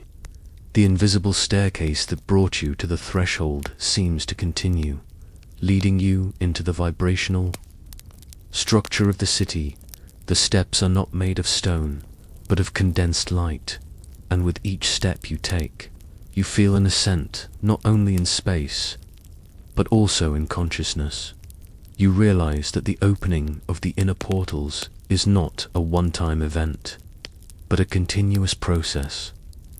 As you move deeper into the city that dreams, new portals open within you, revealing new layers of memory, of perception, of potential. Each step on the staircase of light seems to correspond to a new level of inner alignment, to a new door that opens in your soul. The sensation of being a living password intensifies. Your body, in its entirety, is the key that unlocks the city's secrets. Each cell, each atom, each pulsation resonates with the energy of the place, revealing new dimensions of your own history and the history of humanity. You are a microcosm of the macrocosm, and by exploring the outer city, you are exploring the inner universe. The presence of violet eyes and silver hair is a beacon of light amidst the dreamlike landscape of the city. He does not speak, but you hear his wisdom in every vibration of the air, in every dance of the particles of light. He is the guardian of the portals, the master of alignment, and his presence is a reminder that the journey inward is the most important journey of all. You continue climbing the staircase of light, feeling the energy flow through you, purifying, activating, remembering. The inner portals open wider, and you feel an unlimited expansion of your consciousness. Time seems to dissolve completely, the past, present, and future becoming a fluid continuum. You are not just visiting the city at a specific moment in time. You are experiencing the city in all its dimensions, in all its eras. You reach a point where the staircase of light ends in an open space within the translucent structure of the city. It is a place that seems to be the heart of the city, a center of pulsating energy. The light here is more intense, brighter, with tones of gold, violet, and pure white. The air vibrates with an incredibly high frequency, but one that is perfectly harmonious, perfectly natural for your now aligned body. You stop, feeling the energy of the place envelop you completely. The silent presence is near, its energy radiating deep peace and total acceptance. You feel that you have reached a crucial point in your journey. The portals that have opened within you have brought you to this place, to this center of memory and light. And here, in the heart of the city that dreams time, something even greater awaits you. Something that is intrinsically linked to your own history, to your own essence. The great memory is about to deepen even further, revealing not only who the city was, but who you are and who you are destined to be. The journey through the inner portals has brought you to this final threshold, to this point of convergence where the self meets the whole, where individual memory merges with cosmic memory. You are ready to enter the next chamber, to explore the library that dreams the readers, to discover the secrets that are not kept in books, but in the very fabric of existence. The city has recognized you, your body has opened the portals, and now you are on the threshold of the final revelation. You are in the pulsating heart of the translucent city, in the open space where the staircase of light has led you. The energy here is of a purity and intensity that seem to wash the soul, dissolving the last layers of mental noise, leaving only the crystalline clarity of consciousness. The light does not have a single source, but radiates from everything around, from the ghostly structures of the city that rise around you like luminous skeletons, from the very air that vibrates with a high frequency. There are tones of molten gold, deep violet, and a white that contains all colors, dancing in a silent ballet that soothes the eyes and the mind. The ground beneath your feet, although it still seems like earth, has the resilience of a living surface, soft and responsive, as if you were stepping on a field of condensed energy. And the pulsation, the song of the city, now resonates not only in your body, but in the space itself. A cosmic beat that synchronizes your being with the fabric of the universe. The silent presence of violet eyes and silver hair is near. You feel it as a pillar of calm and wisdom, an anchor amidst the fluidity of the dreamlike reality. It does not move, but its energy expands, enveloping you in a field of acceptance and encouragement. There are no words, but the communication is constant, a direct transmission of knowledge that you absorb not with the intellect, but with your being. It is a feeling of being understood on a level that transcends the need for explanation, a certainty that you are exactly where you need to be to receive what is about to be revealed before you. In the center of this pulsating space, there is no imposing building, no structure that resembles a library as you know it. What manifests is an expansion of the space itself, an opening to a dimension where information is not stored in physical volumes, but in fields of vibrational energy. It is the library that dreams the readers, and it reveals itself not as a place to be visited, but as a state of being to be inhabited. As you move into this expansion, the sensation of stepping on something physical diminishes. You feel as if you are floating in a sea of light and information. The air has a subtle texture, like liquid silk, and the perfume of ancient flowers mixes with an aroma that evokes aged paper and ink, but in an ethereal way, like the essence of writing, not the matter.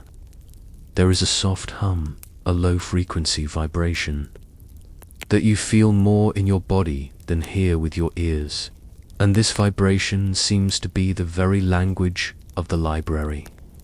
The silent sound of knowledge unfolding. The books are not on shelves. They manifest as vortices of colored light, pulsating spheres of energy, or filaments of light that intertwine in the ethereal space. Each of these vibrational volumes seems to contain a story, a memory, an experience.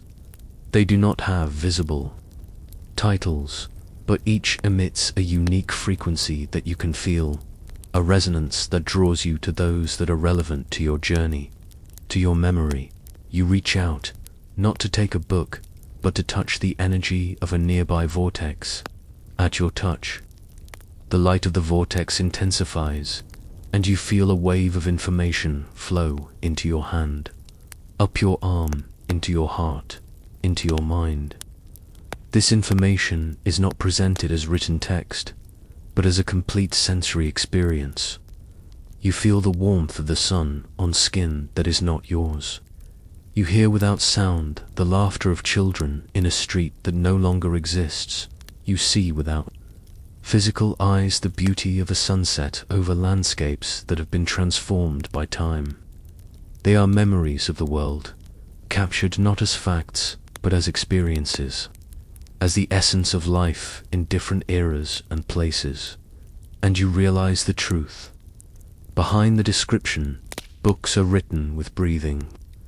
With each breath you take in this space, you feel the energy of the library interact with your own energy, activating the memories that resonate with your frequency. Reading is not an act of deciphering symbols on a page, but an act of synchronization, of alignment. By breathing with the library, you become part of the process of writing, of manifesting memories. Your own breath, the vital rhythm of your body, is the key that unlocks the knowledge contained in these vibrational volumes. The memories you access are not just historical events. They are the memories of the soul of the world, the collective, experiences of humanity and other beings that have inhabited this planet. You feel the joy of creation, the pain of loss, the serenity of contemplation, the strength of unity. You experience life through the eyes of countless existences, feeling their emotions, understanding their perspectives. It is a total immersion in the tapestry of existence, a reminder that all lives are interconnected, all times are one, and you understand who those who knew how to dream it are. They are not historians or chroniclers in the conventional sense. They are the dreamers, the mystics, the artists, the wise ones, those who lived in full consciousness, who were aligned with the cosmic fabric, and whose experiences became part of the very structure of reality. They did not write books with ink and paper, but with the energy of their lives, with the depth of their perceptions, with the purity of their intentions. Their lives were the books, and the library is the compilation of their dreams and awakenings. You move slowly through the ethereal space of the library, drawn to different vortices of light.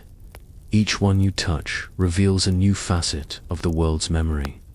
You feel the strength of the mountains rising, the silent wisdom of the ancient forests, the unfathomable depth of the oceans. You experience the life of creatures that inhabited the earth before humanity. Feeling the world through their primordial senses, you access memories of stars being born and dying, of galaxies forming and transforming. The library does not contain only the history of humanity, but the history of the cosmos. Seen through the eyes of consciousness, the silent presence accompanies you. Its energy, a constant flow of acceptance and encouragement. It does not interfere, does not direct explicitly, but its subtle energy guides you to the volumes of memory that are most relevant to your own journey of remembrance. It is as if it knows which stories you need to hear, which experiences you need to feel, to awaken the dormant memories within you. You find a vortex of light that resonates with a particularly strong frequency in your heart.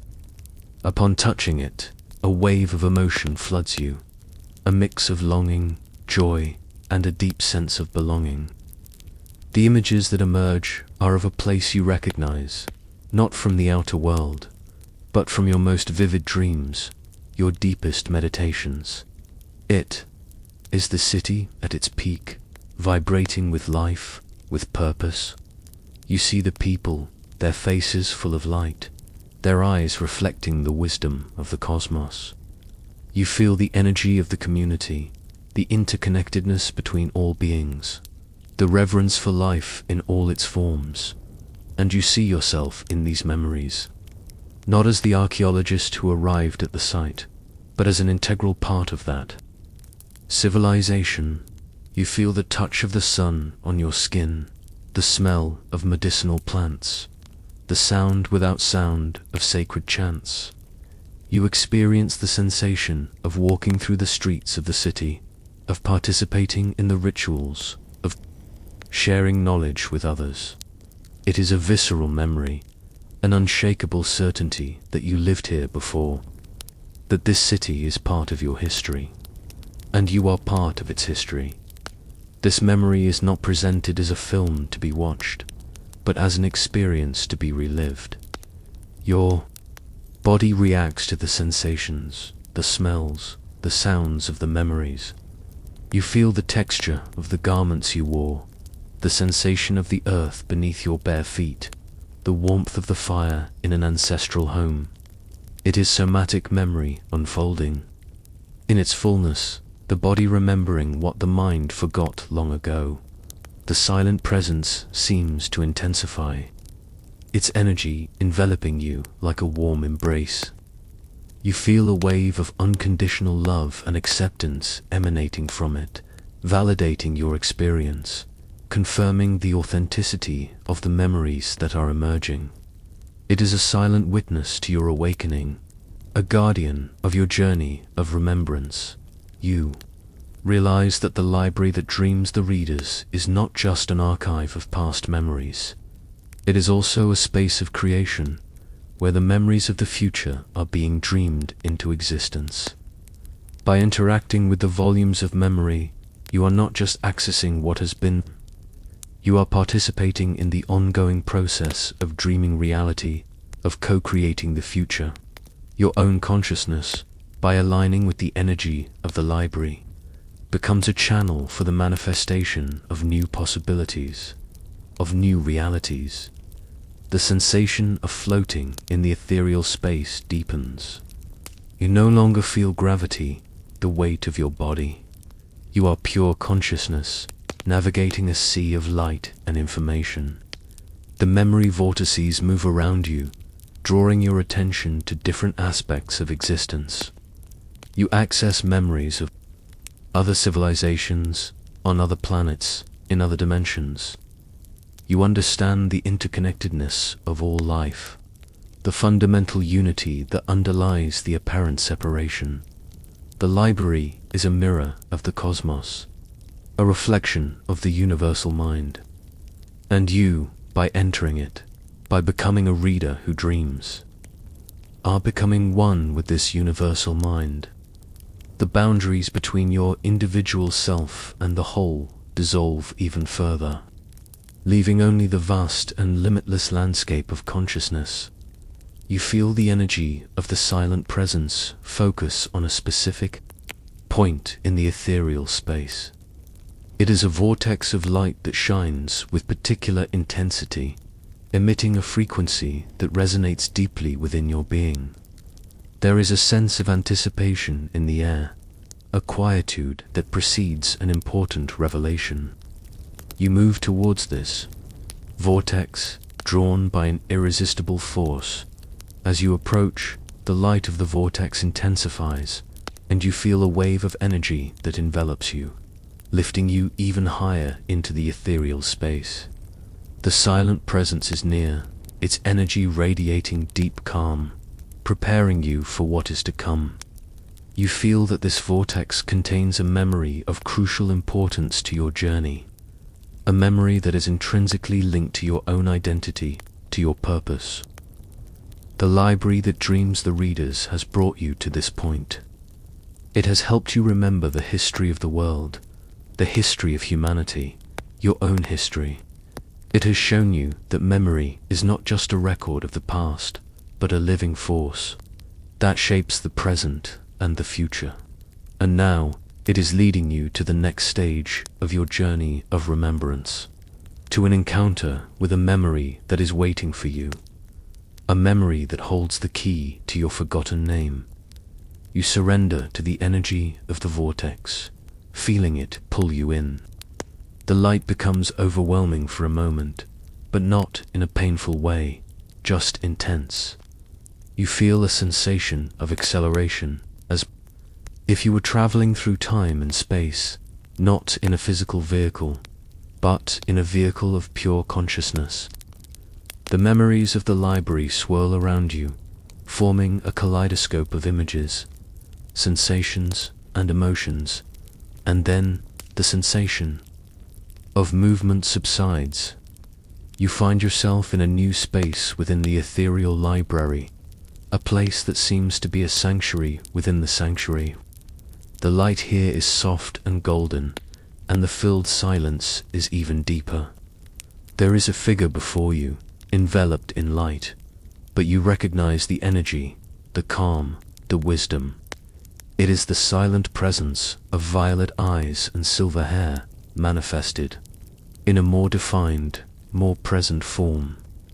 It has been waiting for you here, in this place where the deepest memory resides, and you feel that it is about to communicate with you in a way that transcends the transmission of energy, in a way that will resonate with the frequency of your being, revealing the name that the city remembers, the name you forgot, the library that dreams the readers has fulfilled its function, preparing you for this encounter, for the next phase of the great remembrance. You are ready to hear the voice that says the forgotten name. You observe the newly opened fissure at the base of the hill. It appeared after a brief rain during the early hours, silent, almost symbolic. The earth did not give way, it opened, like a mouth that, after a long time silent, decided to whisper something. There, among naked roots and stones aligned in a spiral, appears the beginning of an underground staircase. But not just any staircase. The steps do not descend in a straight line. They curve slowly, like a spiral that revolves around an invisible center. And the strangest thing, the sensation emanating from the whole is not claustrophobia, it is welcome. You decide to descend, without ropes, without lanterns, only with the soft light of the morning reflected on the damp walls. With each step, the temperature changes. The air does not cool, but gains density, as if you were crossing layers of a dream that has not yet been dreamed. Soon you lose the notion of depth. The steps continue, but seem to lead into a spiral that does not end.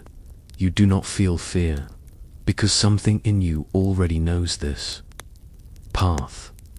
Maybe you have walked it before, maybe it has been carved inside you since always. After a time you cannot measure, the space opens. A circular hall, carved directly into the stone, with walls covered in relief drawings. Figures that slightly change shape as you walk around.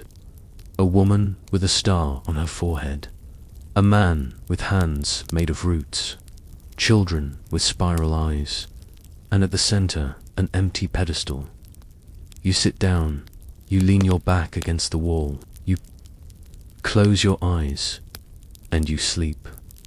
In the dream, you are standing in the same hall. But now, there is light everywhere. A flame floats over the pedestal. You approach. The flame does not burn. It dances with shapes that resemble letters, but do not belong to any alphabet. You reach out. The flame enters your chest. And when it does, the ground disappears. You fall or rise.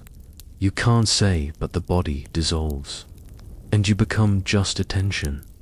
You feel yourself traversed by images, sounds, and emotions that are not yours.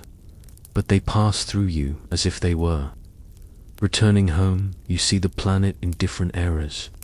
A civilization that builds temples with light.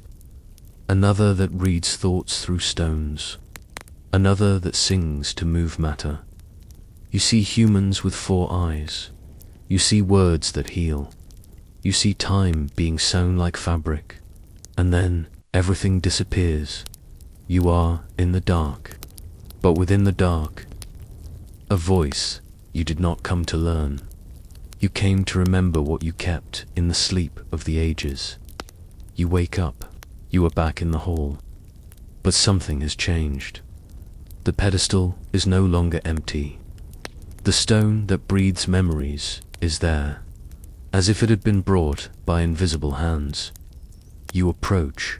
It pulses slightly, and emits a sound not audible but internal, as if the chest recognizes the note that vibrates. You sit in front of it, and you feel your body being reconfigured, not in form, but in listening, as if each cell were being aligned with a frequency that the world forgot, as if the stone said, "Now you can walk outside of time."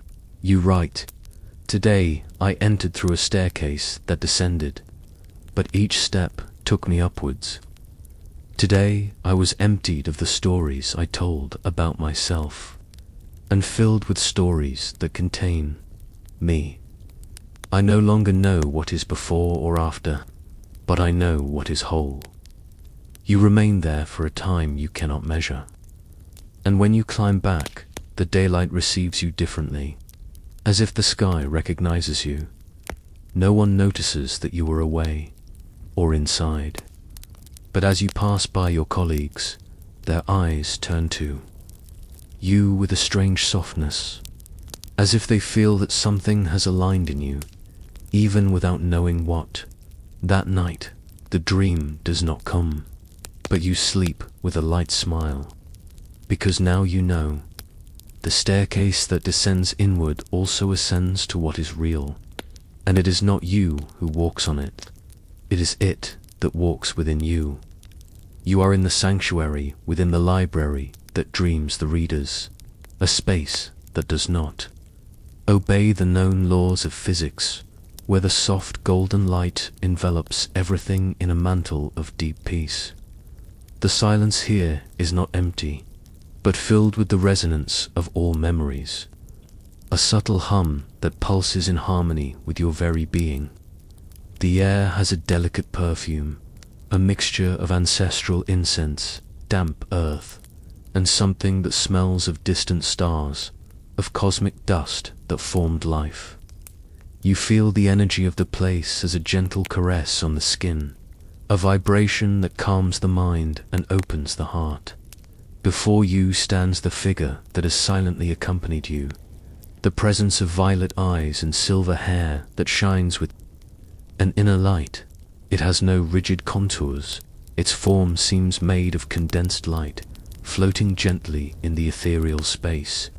Its eyes are the focal point, deep pools of violet color that seem to contain the vastness of the cosmos, galaxies spinning. In their depth, Looking at them is like looking at the very essence of wisdom, a understanding that transcends time and space.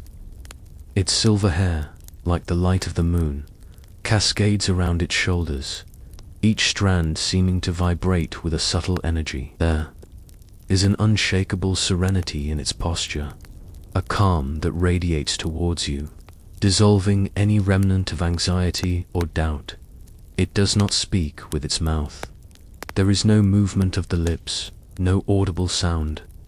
The communication is direct, a transmission of energy and meaning that you receive in your being, not in your ears. It is as if your thoughts, your emotions, your silent questions are read and answered instantly, not with words, but with a wave of understanding that settles in your consciousness. Its presence is the language itself, a frequency of wisdom that you absorb as if you were inhaling the air. You feel that it has been waiting for you here. At this point of convergence, in this sanctuary of deep memory, it is not a master in the traditional sense, someone who teaches with lessons and rules. It is a mirror, a reflection of your own essence, a facilitator that helps you see what already exists within you. It will not give you the forgotten name. It will help you remember it. There is a quietude in the space, a pause before the revelation. You feel the energy of the city pulsing around, the library that dreams the readers vibrating with the memories of the cosmos. Everything seems to be aligned for this moment, for this reconnection. You take a deep breath, feeling the ancient perfume and the subtle energy fill your lungs. Your heart beats with a calm and steady rhythm, synchronized with the pulsation of the city. The figure of violet eyes extends a hand towards you, not to touch you physically, but to send a wave of energy. The hand is translucent, made of light, and as it approaches, you feel a soft warmth and an intense vibration. This energy is not overwhelming, but incredibly pure and focused. It enters your energy field, gently penetrating your chest, the center of your heart. Upon receiving this energy, you feel a deep activation within your being. It is as if a door that has been closed for a long time is opening, not with a creak, but with a soft and silent unfolding. The energy spreads from your heart, traveling through your nerves, your muscles, your bones, every cell of your body. It is a sensation of awakening, of something that has been dormant for ages being brought back to life, and then it happens. There is no sound, no spoken word. The energy that the figure transmitted settles into your being and resonates.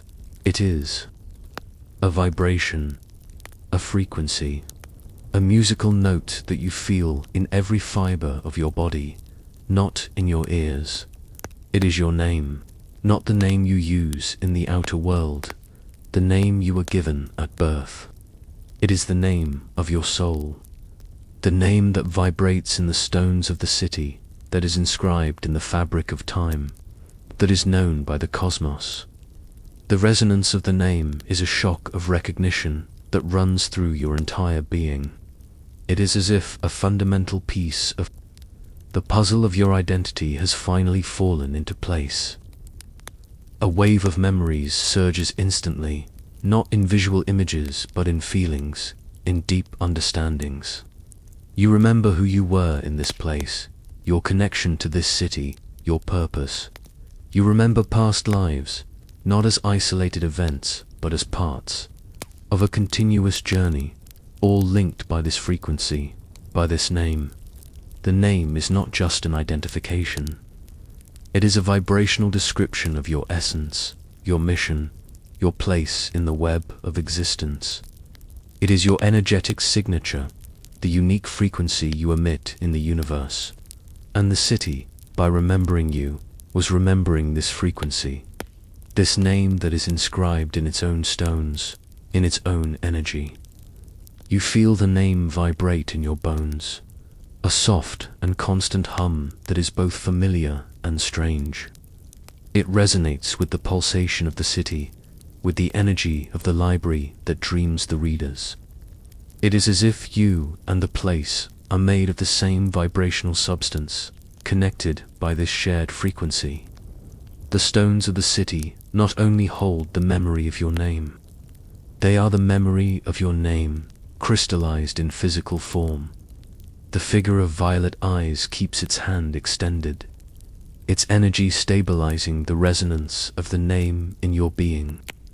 There is an expression of calm and acceptance on its translucent face, a silent confirmation that you remember. It does not claim credit, does not seek recognition. Its satisfaction comes from your own awakening, your own remembrance. It is the mirror, and you are seeing yourself reflected in the light of its violet eyes. You now understand the profound difference between the name you were given in the outer world and the name of your soul. The earthly name is a label, a social convention, something that can be changed, lost, forgotten. The name of the soul is your essence, your deepest truth, something that exists forever, that cannot be altered or lost, only forgotten and remembered. The outer world knows you by one name. The city knows you by the other. And now you know it too. The sensation of identity expands. You are not just the archaeologist who came to excavate a site. You are the bearer of an ancient name, of a frequency that resonates with the very fabric of time. Your journey to this point was not accidental. It was a return, a call from the soul to remember who you truly are. The city did not call you back just to reveal its secrets. It called you back to reveal your own secrets, to help you remember the part of you that is intrinsically linked to this place, to this history. The resonance of the name in your body becomes stronger, clearer. It is as if every cell is singing, in unison, vibrating with the frequency of your soul. You feel a wave of energy rise up your spine, expanding your energy field, making it more luminous, more present. It is a process of realignment, of integration. The part of you that was fragmented, separated, is being reunited, healed by the vibration of your name. The figure of violet eyes withdraws its hand slowly, the energy it transmitted remaining in you, an anchor for the resonance of your name. It does not move away physically, but its energy becomes less focused on you, more diffuse in the space, as if it were merging again with the energy of the library. It has fulfilled its function. It has helped you remember. You stand still in the sanctuary, feeling the vibration of your name echo in your being. The memories that surfaced with the name organize themselves in your consciousness, forming a coherent narrative, a deep understanding of your connection to this place, too. This civilization. You now understand why you felt so drawn to this site, why the stones seemed to breathe under your hands, why the dreams were so vivid. It was the call of your name, the resonance of your soul with the energy of the place that knew you. The silent presence is still there, watching with its violet eyes, radiating acceptance. It is the guardian of memory, the facilitator of awakening. It does not need to speak. Its very existence is a lesson, a reminder that true wisdom lies in stillness, in acceptance, in the ability to be a mirror for the truth of others. You take a deep breath, inhaling the energy of the sanctuary, feeling the resonance of your name in each inhalation.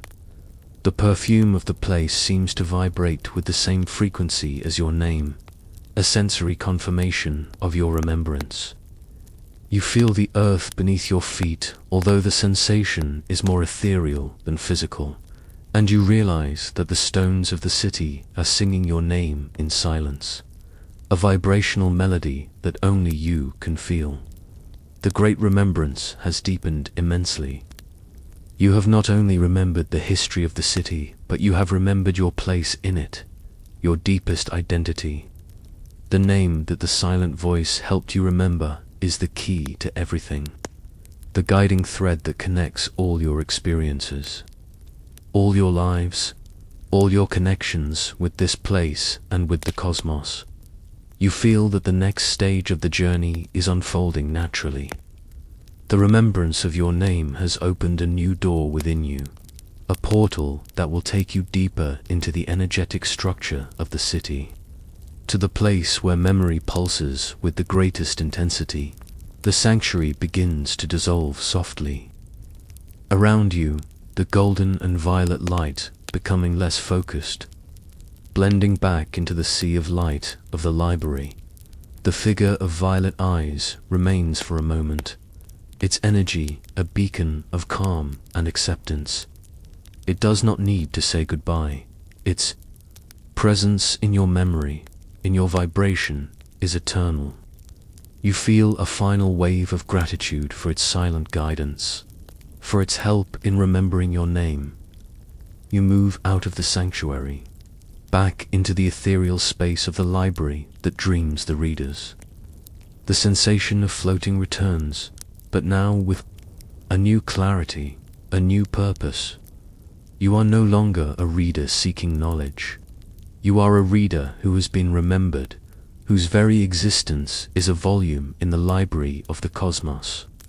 The resonance of your name guides you, an internal compass that points to the next threshold, to the place where the heart of the city beats in unison with yours. The voice that says the forgotten name did not use words, but its transmission of energy was the clearest and most powerful communication you have ever received. You remember, you are remembered, and the city which remembers you calls you to the next revelation, to the temple that pulses in the chest. The resonance of your name vibrates within your being, a silent melody that fills the space once occupied by search and doubt.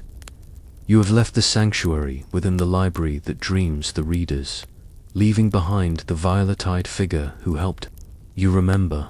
The energy of the name is an internal compass, a golden thread that gently pulls you through the ethereal sea where the books of light float. The sensation of floating is still present, but now there is a clear directionality, a purpose guided by the vibration that pulses in your bones, in your blood, in every cell that now sings the frequency of your name. You move through the soft light of the library, the vortices of memory passing by you like silent constellations. The scent of stars and ancient earth mixes with the aroma of your own awakening, a smell that evokes the purity of morning and the depth of night. The low-frequency hum of the library becomes more prominent, a sound you feel more than hear, and it seems to modulate, subtly changing tone as you advance, guiding you. The translucent structures of the city, once visible as luminous ghosts in the distance, now become more defined, more solid in their energetic appearance. The light that composes them seems to condense, forming walls, arches, columns of pure crystallized energy.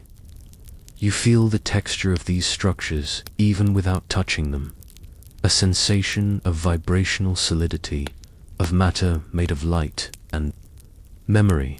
There is a subtle roughness in the energy of the walls, a coolness that contrasts with the warmth emanating from your own body.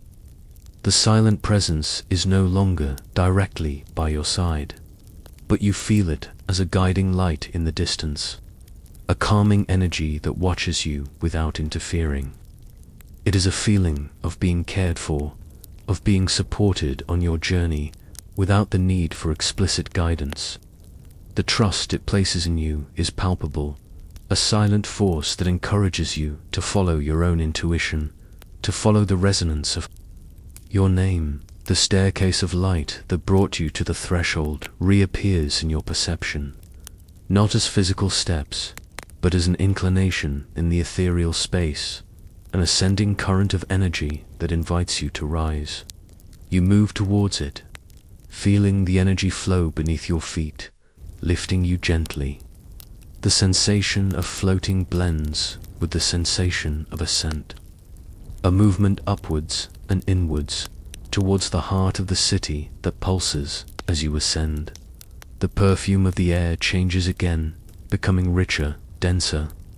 There are notes of sun-warmed minerals, of vegetation growing in fertile soils, and something that smells of ancient metal, of tools used for millennia. It is the smell of life in its most primordial form, the essence of existence that permeated this city at its peak. The light around you intensifies, becoming more golden, more vibrant. The particles of light dance more fervently, forming complex patterns that seem to reflect the structures of the translucent city. You hear without sound a rising melody, a chorus of frequencies that harmonize with the resonance of your name. It is the song of the city, the symphony of its existence, and you are becoming a note in that melody. You reach a wide space at the top of the staircase of light, a place that opens before you like a vast chamber within the translucent structure of the city. This is the temple that pulses in the chest. It has no rigid walls or ceiling.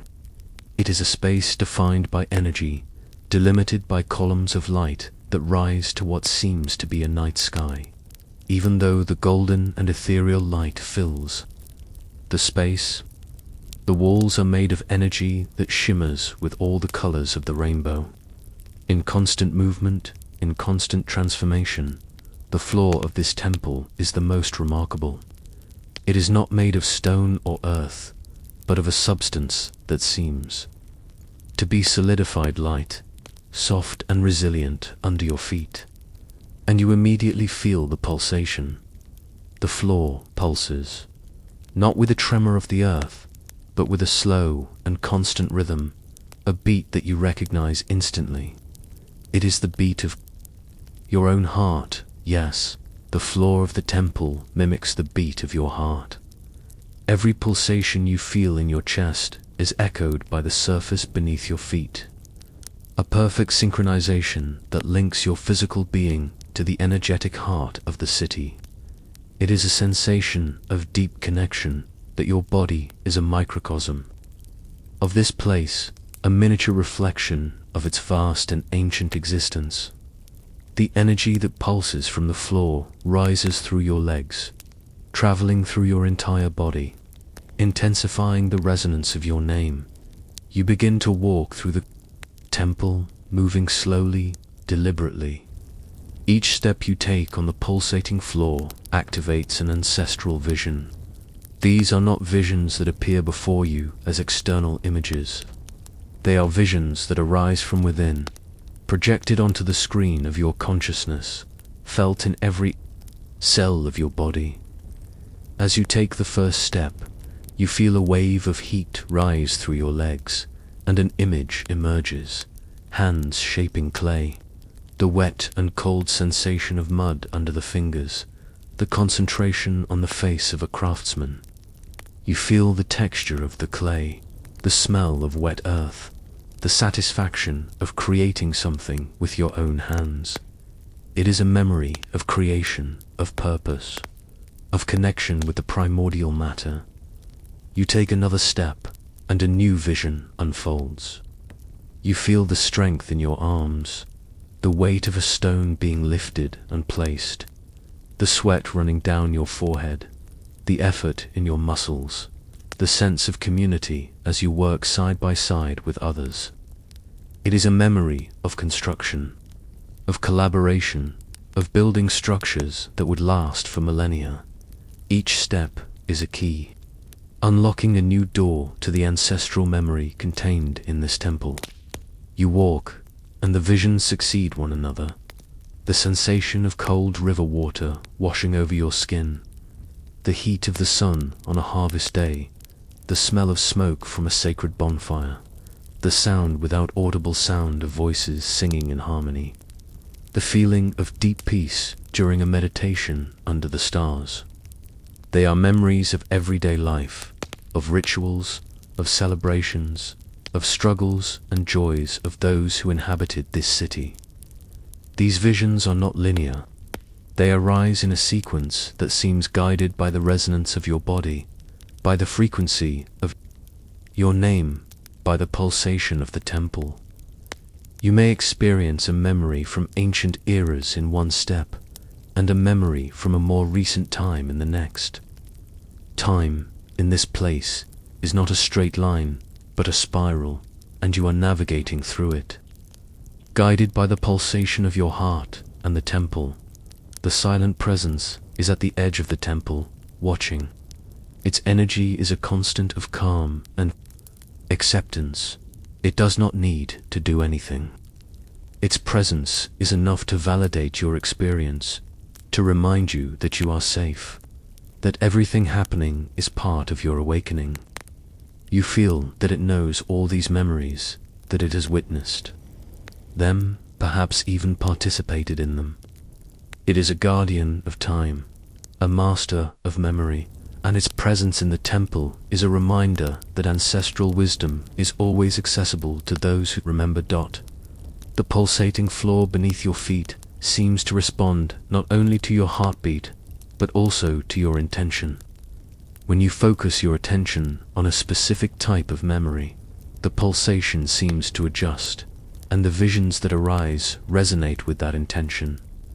If you think of healing, the visions show healing rituals, the use of medicinal plants, the energy of hands that touch to relieve pain.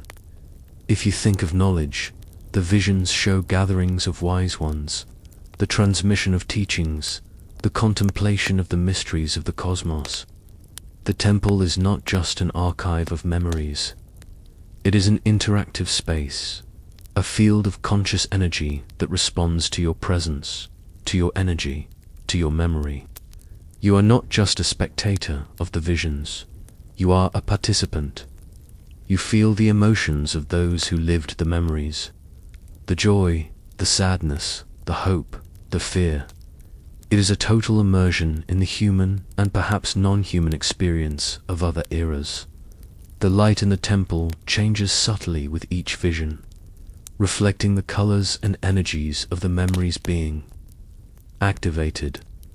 A vision of a starry night may bring deep blue and shimmering silver tones. A vision of a sunny day may flood the space with golden and white light. The air also changes in temperature and texture, becoming warmer or cooler, denser or lighter. Depending on the memory being accessed, you continue walking, feeling the pulsation of the floor beneath your feet, allowing the visions to unfold in your consciousness. Each step is a journey through time, an exploration of the depths of ancestral memory. You see yourself in some of these visions, with different faces, different bodies, but always with the same essence, the same vibrational frequency that you now recognize as your name. It is a confirmation that your connection to this place extends through many lives, many cycles of existence. The temple seems to expand as you walk, revealing new areas, new formations of light and energy. There are spaces that seem dedicated to specific types of memory, a corner where the visions are of healing and well-being, another where they are of knowledge and wisdom, another where they are of art and creation.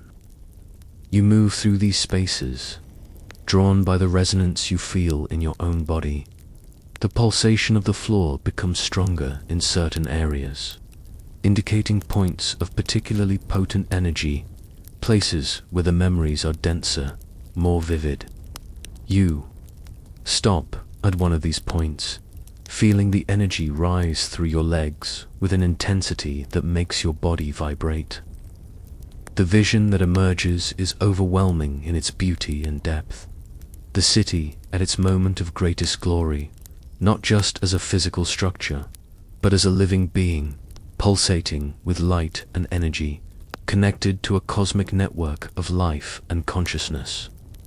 You see the people in harmony with nature, with the heavens, with themselves. You feel the energy of unconditional love that permeated the community, the reverence for life in all its forms. This vision is not just an image, it is an experience of being. You feel the joy, the peace, the purpose that those beings felt. You understand their connection to the stars, their ancestral wisdom, their ability to dream reality into existence. It is a memory of human potential, of the state of being that can be achieved when consciousness is aligned with the cosmic fabric. The silent presence seems to move closer, its energy enveloping you gently. You feel a wave of acceptance and encouragement. It does not need to say anything. Its presence is the message itself. You are remembering who you are, where you come from, what you are capable of. The temple that pulses in the chest of the city is activating the temple that pulses in your own chest, awakening the memories and potential that reside within you.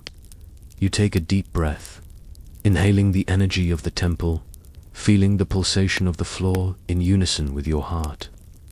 The ancestral visions calm down, integrating into your consciousness, becoming part of who you are now.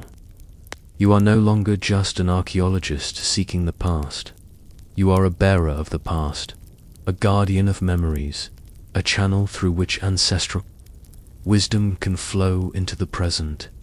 The temple begins to dissolve gently around you, the shimmering columns of light becoming less defined, blending back into the golden and ethereal light. The pulsating floor decreases its intensity, its rhythm becoming softer, more subtle, but still present, an echo of your heartbeat. The silent presence lingers for a moment, its violet eyes conveying a final message of calm and acceptance, before its energy also blends into the environment.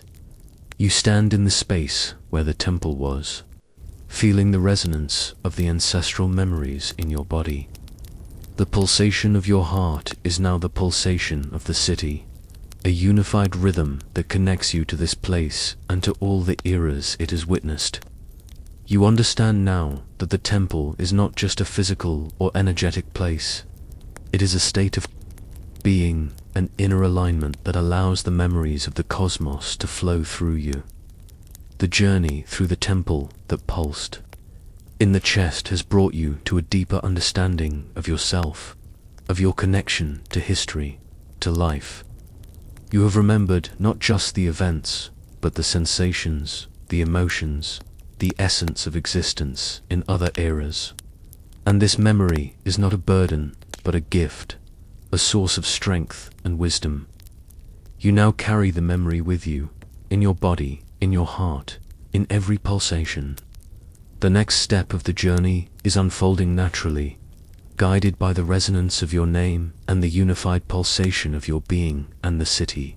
You are ready to walk with the memory, the unified pulsation of your heart and the temple of your being, and the city resonates within you as a continuous melody, a fundamental frequency that now defines your existence. You are no longer in the ethereal space of the library that dreams the readers, nor in the pulsating heart of the temple. The golden and violet light has blended again with the soft and diffuse luminosity of the site, and the sensation of floating has given way to a renewed firmness beneath your feet. However, reality has not returned to what it was before. The outer world seems the same, but your perception has been transformed, and with it, the very nature of the place. You understand now, with a clarity that penetrates to the marrow of your bones, that the city is not just a set of ancient ruins, an archaeological site waiting to be discovered. The city exists because you remembered. And everything you found here, the ancestral memories, the visions, the inner portals, the forgotten name, are not external things you acquired. They are parts of you that you rediscovered, fragments of your own essence that were dormant and have now awakened. You do not carry the memory of the city. You are the memory that walks. The sensation in your body is different. There is no additional weight, but a subtle density, as if each cell were now filled with a light and energy that were not there before.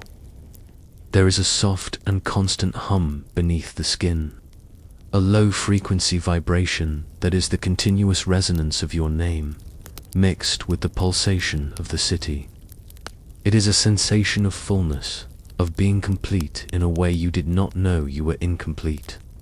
Your muscles seem more relaxed, but also stronger, as if they were aligned with a primordial force that comes from within the earth.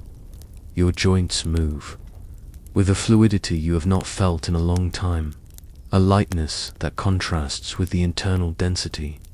You begin to walk again through the sight, not following a specific trail, but moving intuitively, guided by the resonance that pulses within. Your being, the ground beneath your feet, reacts differently now. It is not just earth and stone. It is a living surface that responds to your touch, that seems to recognize the frequency you emit. You feel the granular texture of the earth, the coolness of the stones, the softness of a tuft of dry grass, and in each contact there is an exchange of energy, a silent communication. It is as if the earth is greeting you, recognizing you not as a visitor, but as a living son who has returned home. The stones around you, once just inert blocks, now seem to vibrate with a subtle inner light. You see them not just as physical matter, but as condensers of memory, crystals that hold the history of the place and your own history. As you pass by them, you feel the energy they emanate, a resonance that echoes the pulsation in your own body. Some stones seem warmer, others cooler, some emit a soft hum, others a deep silence. Each one has its own story to tell, and your body, now attuned to the language of memory, can hear it. You touch a large stone worn by time with the palm of your hand. The surface is rough, full of small craters and veins of quartz. At the touch, you feel a wave of energy rise through your arm, and a vision emerges, not in your mind, but felt in your hands, the sensation of rain falling on this same stone millennia ago, the sound without sound of water flowing, the smell of wet earth. It is a sensory memory of the stone, and by touching it, you become part of that memory. The landscape of the site seems more vibrant, more alive. The colors are more intense, the contours sharper.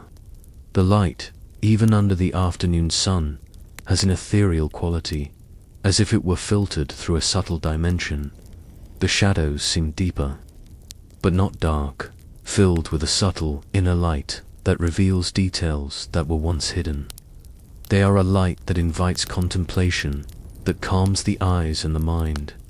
The silent presence with violet eyes and silver hair is with you, not walking by your side, but as an energy that gently envelops you. You feel it as a constant confirmation that your memory is real, that your transformation is complete. It does not need to speak. Its energy is a language of acceptance and encouragement. It is the guardian of this threshold, the master of transition, and its presence at this final moment is a reminder that the journey continues, even after departure. As you walk, the very field seems to react to your presence, not with physical movement, but with an energetic response, a form of silent greeting. The low vegetation under your feet seems to bow gently, as if it were making a reverence.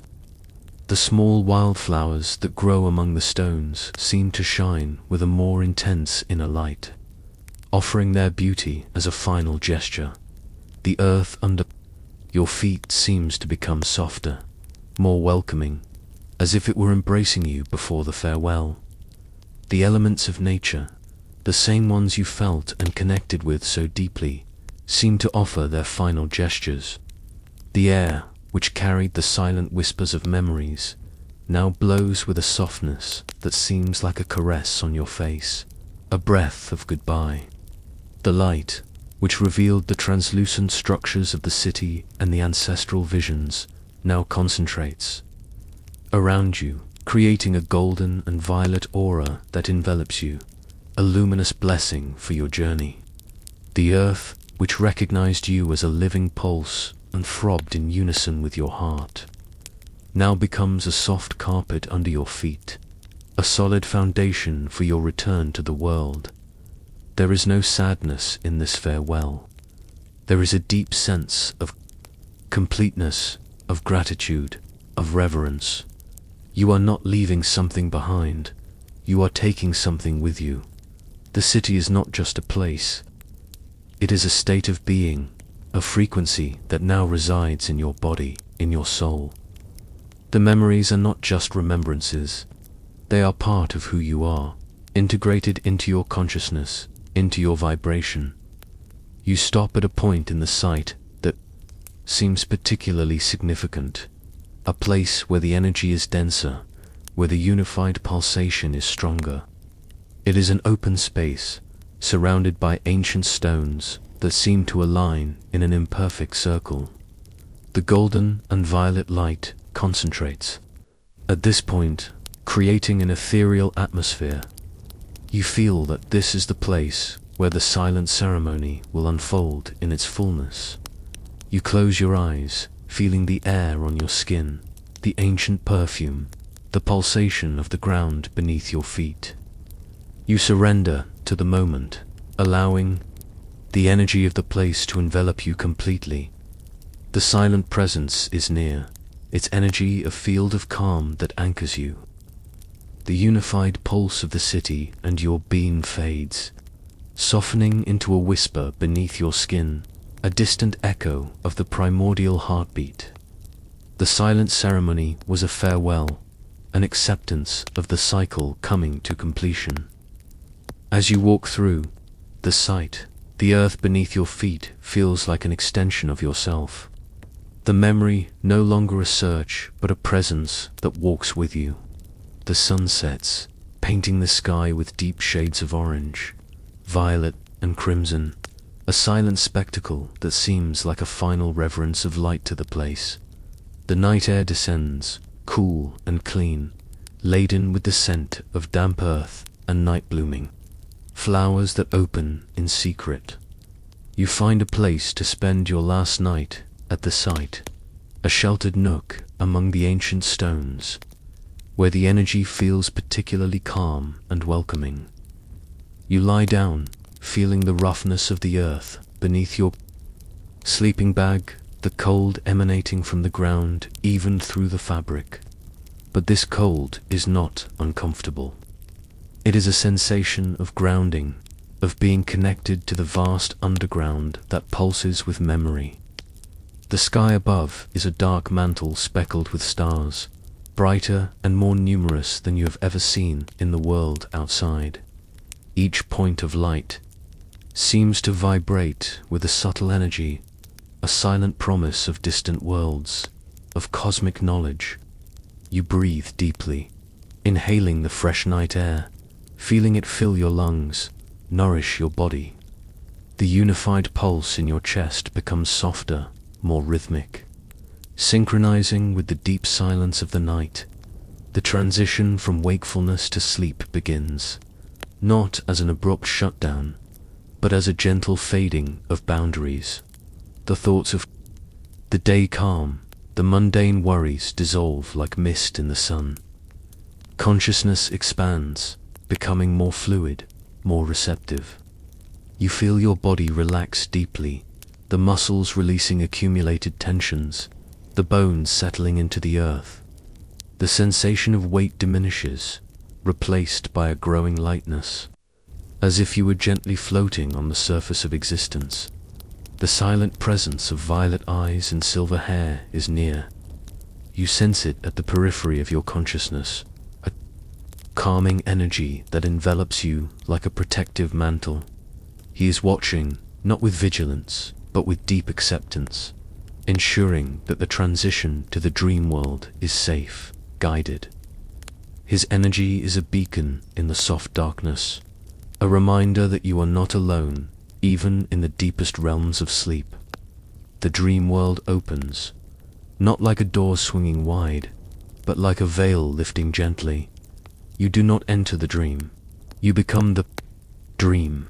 Physical reality dissolves completely, and you find yourself in a space that is both familiar and strange. A place where linear logic does not apply and the laws of physics are malleable. The sensation of floating intensifies. You do not have a physical body in the usual sense, but a form of energy, of consciousness, that moves freely in the dream space. And then you see, not with your eyes, but with a perception that encompasses everything. You see the earth, not as a static globe on a map, but as a living, pulsating being, suspended in the starry void. It rotates slowly in your vision, a blue and green orb wrapped in white clouds, breathing with a rhythm that you feel in your own being. The earth is not just rock and water, it is consciousness, it is life. It is a vast and ancient library of memories, a pulsating temple that holds the history of the cosmos. As you observe the living earth, lines of light begin to appear on its surface. They emerge from specific points, thin and bright at first, then expanding, becoming currents of luminous energy that traverse continents and oceans. These lines are not random, they connect places, points on the planet's surface that glow with their own light, like terrestrial stars.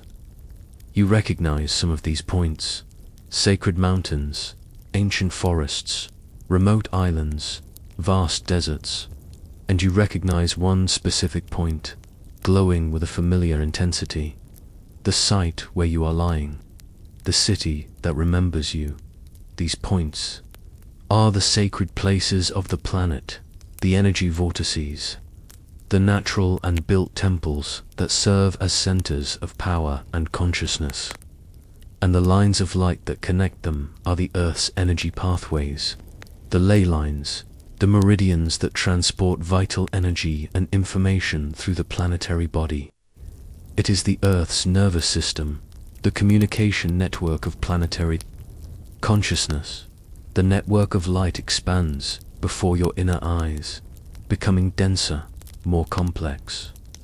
New lines appear, connecting points you do not recognize, but that you feel are equally important, equally sacred. The network pulses with light, with color, with a vibration that you feel resonating in your own being. It is a symphony of light, an energy, a cosmic dance unfolding on the surface of the living earth. You feel your own connection to this network. The lines of light seem to extend out from the earth and connect to you, or perhaps you are an intrinsic part of the network, a node of consciousness that is becoming active. The unified pulse of your being and the city intensifies in the dream, and you realize that the city where you are is a neuralgic center of this network, a point of convergence where the energies of the earth and the cosmos meet. And then the city, through the network of light, begins to communicate with you. There are no words, but a direct transmission of meaning, of intention. It is a sensation, a knowledge that settles into your consciousness. It is an invitation, not a call to return to the past, but an invitation to the next cycle. The city, which remembered you, is inviting you to participate in the awakening of the network, in the activation of these sacred points, in the reconnection of planetary consciousness. The invitation is not an order, but a gentle suggestion, a possibility that opens before you. It is a call to use the memory you have recovered, the knowledge you have integrated, the frequency you have become, to help awaken others, to reconnect the fragments of planetary consciousness. The map that unfolds before your eyes is not just a representation of the Earth's energy network. It is a map of consciousness, a guide to the next stage of your journey, which is no longer just about your own memory, but about collective memory. You feel the energy of the silent presence in the dream. He is there, floating gently beside the living Earth, observing the network of light with his violet eyes. He does not interfere, does not direct. His presence is a silent confirmation of the dream's significance, of the importance of the invitation. He is the guardian of knowledge, the facilitator of awakening, and he has been waiting for you in this dream realm to show you the next step in the journey of memory. The lines of light on the map become brighter, more defined. You see the complex patterns they form, the sacred geometry that underlies the apparent randomness. It is a map that is alive, that breathes, that evolves. And it is being drawn not on an external surface, but in your own consciousness, in your own being. The map that unfolds as you sleep is the map you carry within you. You feel the vibration of the network of light coursing through your being, an energy that is both ancient and new. It is the energy of the living Earth, the energy of awakened consciousness. It blends with the resonance of your name, creating a harmony that resonates in every cell. You understand that memory is not just about the past. It is about the present and the future. It is about using the recovered knowledge to participate in the evolution of consciousness on the planet.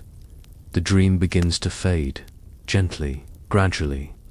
The living Earth, with its network of light, recedes, becoming smaller, more distant, but the image, the sensation, the vibration remain etched in your consciousness. The sensation of floating diminishes, and you feel gravity gently pulling you back to your body, to the earth beneath your sleeping bag. You do not wake up completely.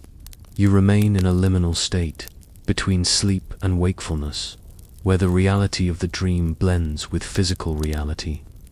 You feel the roughness of the earth, the coolness of the night air, the warmth of your own body, and you feel the unified pulse, softer now, but still present.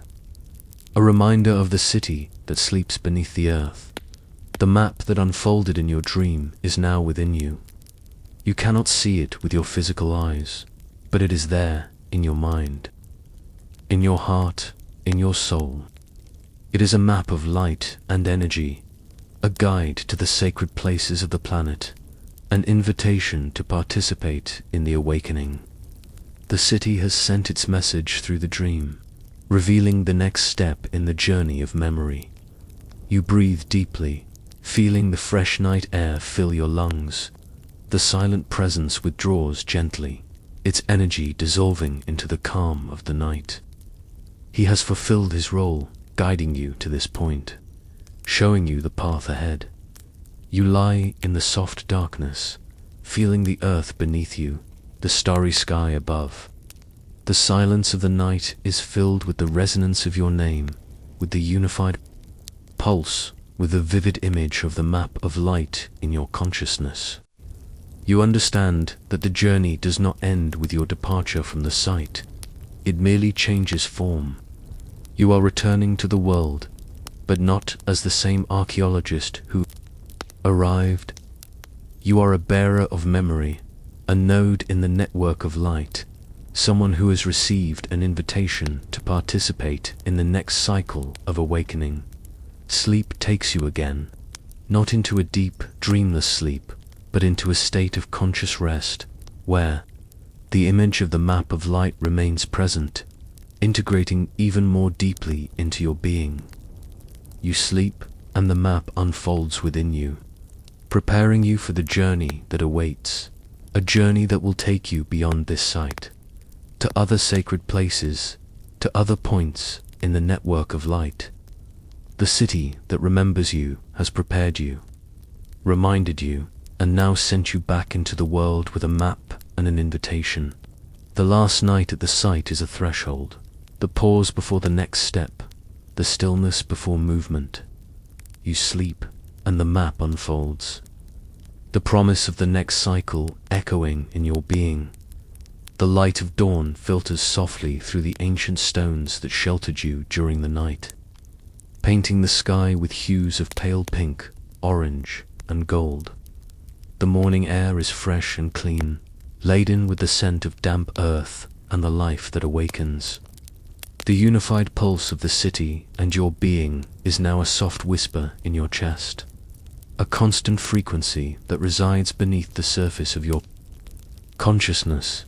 You rise slowly, feeling the gentle stiffness of your muscles after the night on the earth, but also a lightness and renewed energy that were not present before. The map that unfolded in your dream is vivid in your inner mind, a network of light connecting sacred points on the surface of the living earth. You fold the sleeping bag and pack your belongings with deliberate movements, each gesture imbued with a new awareness. You are no longer just an archaeologist packing your equipment. You are a bearer of memory, someone preparing to return to the world with a renewed purpose.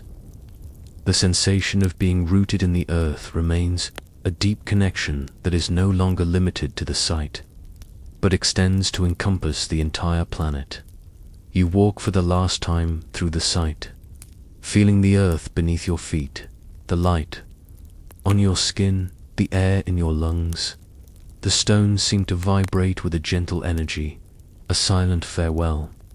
You touch one of them with the palm of your hand, feeling the roughness and the cold, and a wave of gratitude floods your being. Gratitude for everything this place has taught you, for everything it has helped you remember.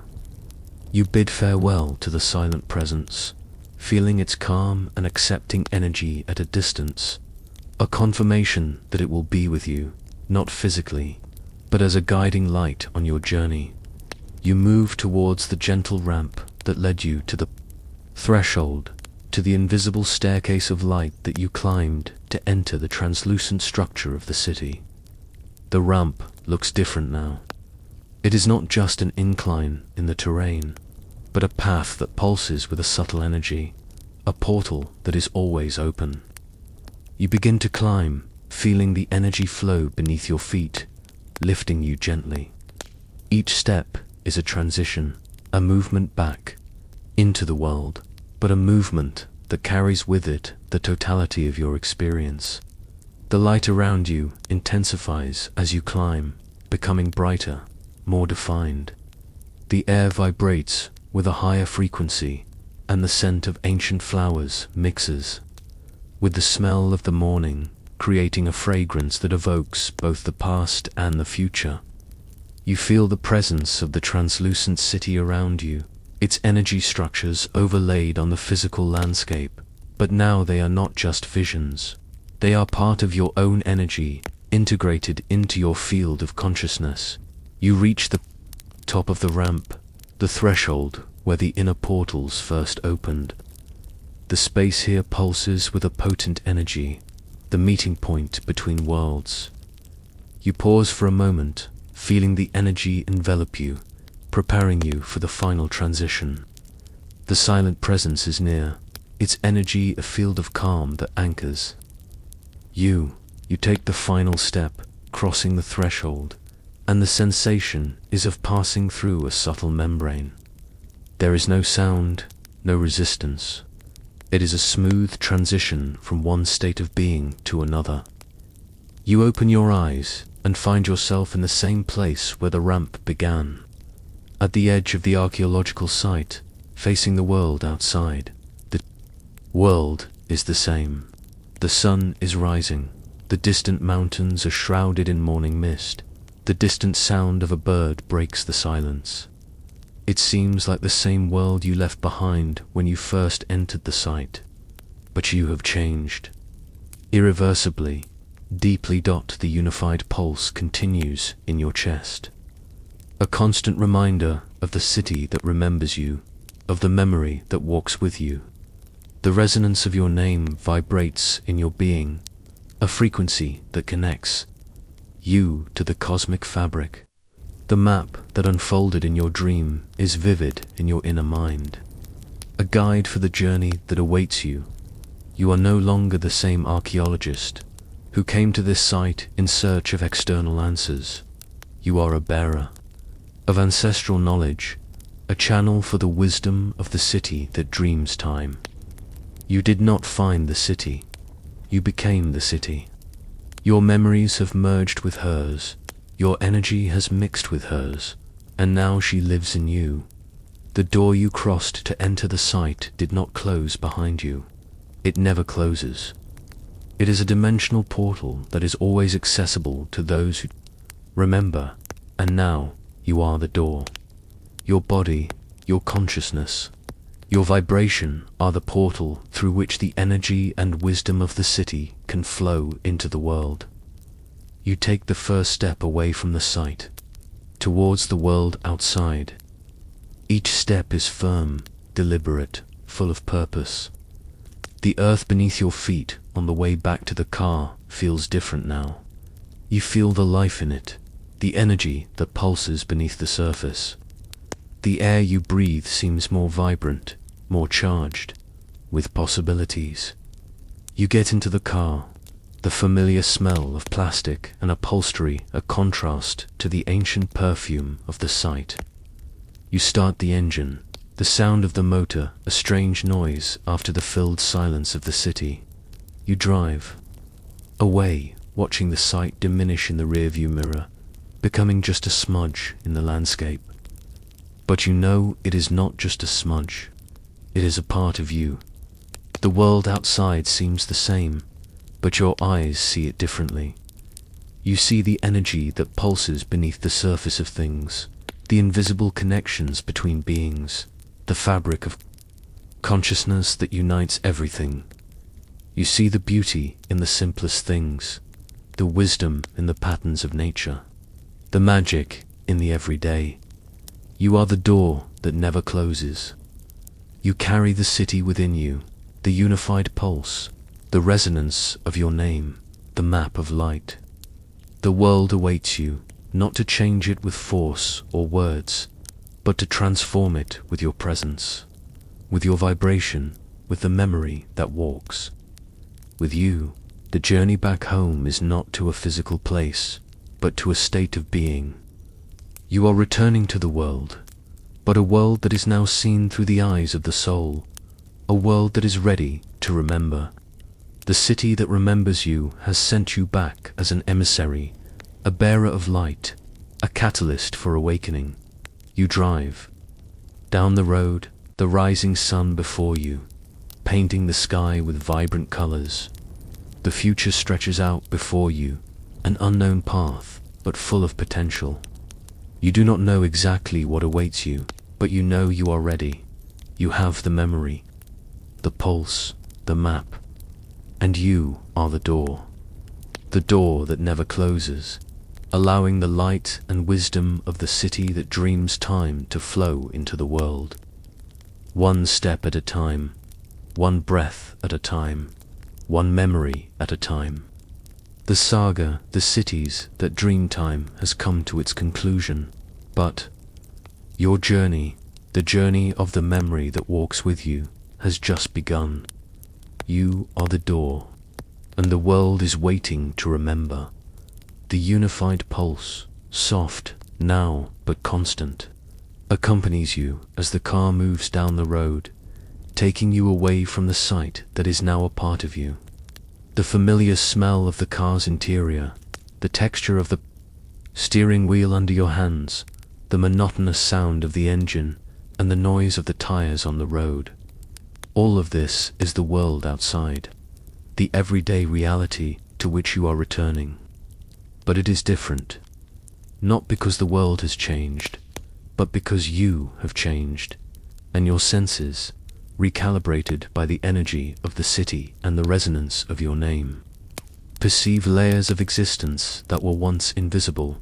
You look out the window, watching the landscape pass, green fields, barbed wire fences, distant houses, electricity poles. Before, this would have been just scenery, the elements of a familiar world. Now, you see the energy that pulses beneath the surface, the lines of force that traverse the earth, the vibrational fields that envelop each tree, each building.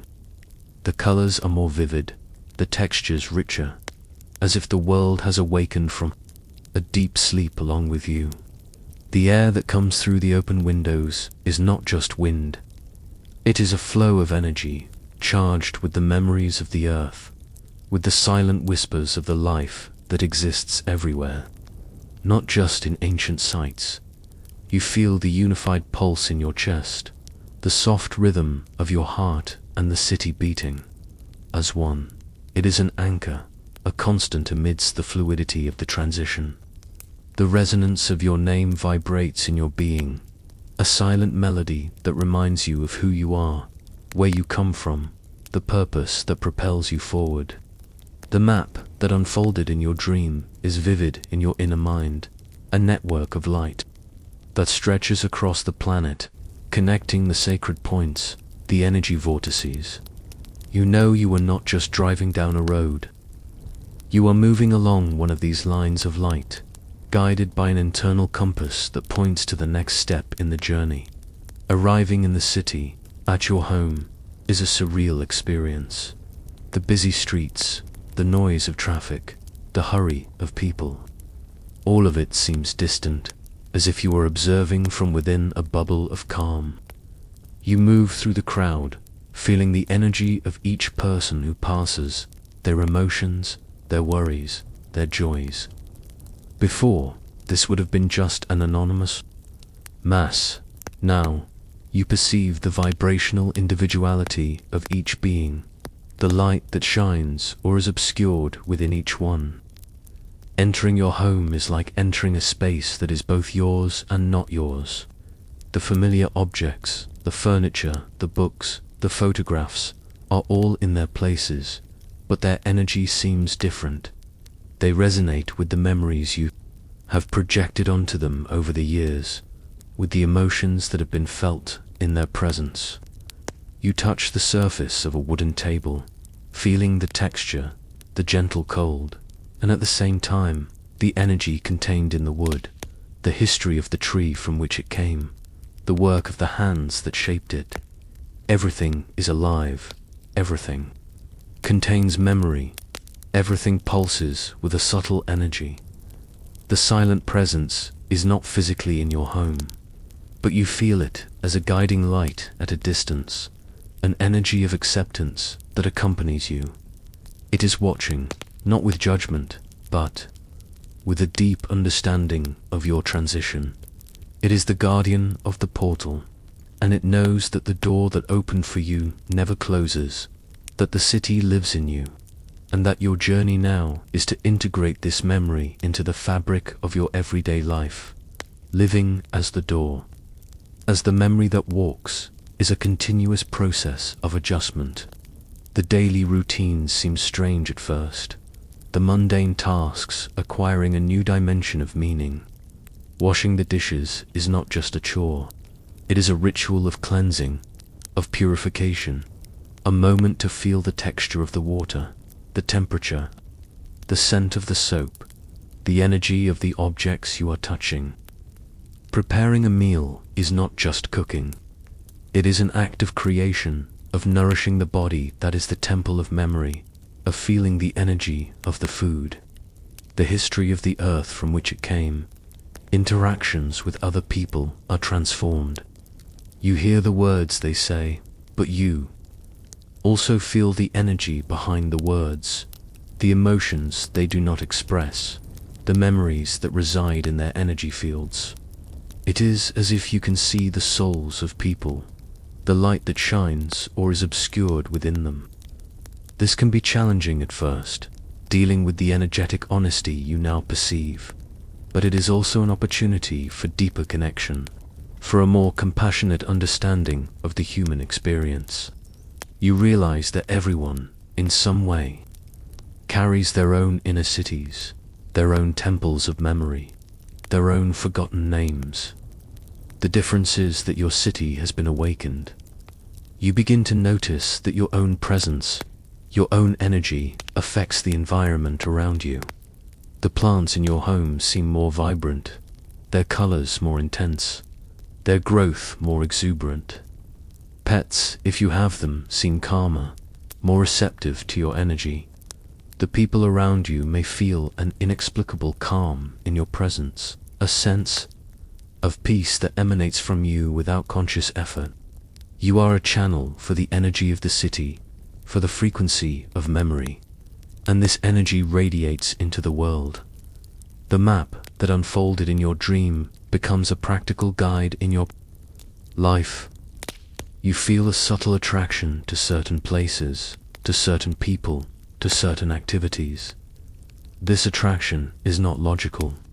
It is a resonance, a response to the network of light you carry within you. You may feel compelled to visit a particular park, to walk a specific trail in nature, to seek out a book in a library, to start a conversation with a stranger. These impulses are the network of light calling, guiding you to the points of energy, to the connections that are important for the next cycle of awakening. The silent presence is always there, a guiding light at the periphery of your consciousness. You feel its energy as a gentle confirmation that you are on the right path, that each step you take, each interaction you have, is part of the larger plan. It does not interfere in your daily life, does not make decisions for you. It simply is a source of wisdom and acceptance that you can access at any time, simply by turning your attention inward, to the unified pulse, to the resonance of your name. You realize that the door that opened for you is not just a portal to the ancient city. It is a portal to a new way of living, a way of living in alignment with the cosmic fabric, with the universal memory. You are the door, and through you, the energy and wisdom of the city that dreams time can flow into the world, touching other lives, awakening other memories, activating other points in the network of light. The memory that walks with you is not a secret to be kept, but a light to be shared, not with grand words or complex teachings, but through your very existence, through your vibration, your calm, your presence, your ability to see the light in others. This is the language of the city, the language of memory. You continue living your life, fulfilling your responsibilities, interacting with the world, but now everything is seen through the lenses of memory, of connection, of unity. Time seems more fluid, the past, present, and future blending into a continuum. You can access the memories of the city, the ancestral visions, at any time, simply by turning your attention inward to the temple that pulses in your chest. The journey did not end with your departure from the site. It has only begun in a new form. You are the bearer of the torch, the guardian of memory, the catalyst for awakening. The world outside may not be aware of the city that sleeps beneath the earth, but it will feel your presence, the energy that emanates from you, the memory that walks with you. You lie in bed at night, feeling the softness of the sheets, the weight of your body. The unified pulse is a gentle rhythm that rocks you to sleep. The map of light unfolds again in your inner mind, showing the paths that await you, the places that call to you. You sleep, but your consciousness remains connected, navigating the network of light, dreaming the next cycle of awakening. You are the door that never closes, and through this door, the light of the city that remembers you is flowing into the world, a whisper of memory at a time, a pulse of hope at a time, a memory at a time. The saga has come to its conclusion, but the story of memory, the story of the door that walks, has just begun. You are the door, and the world is waiting too. Remember,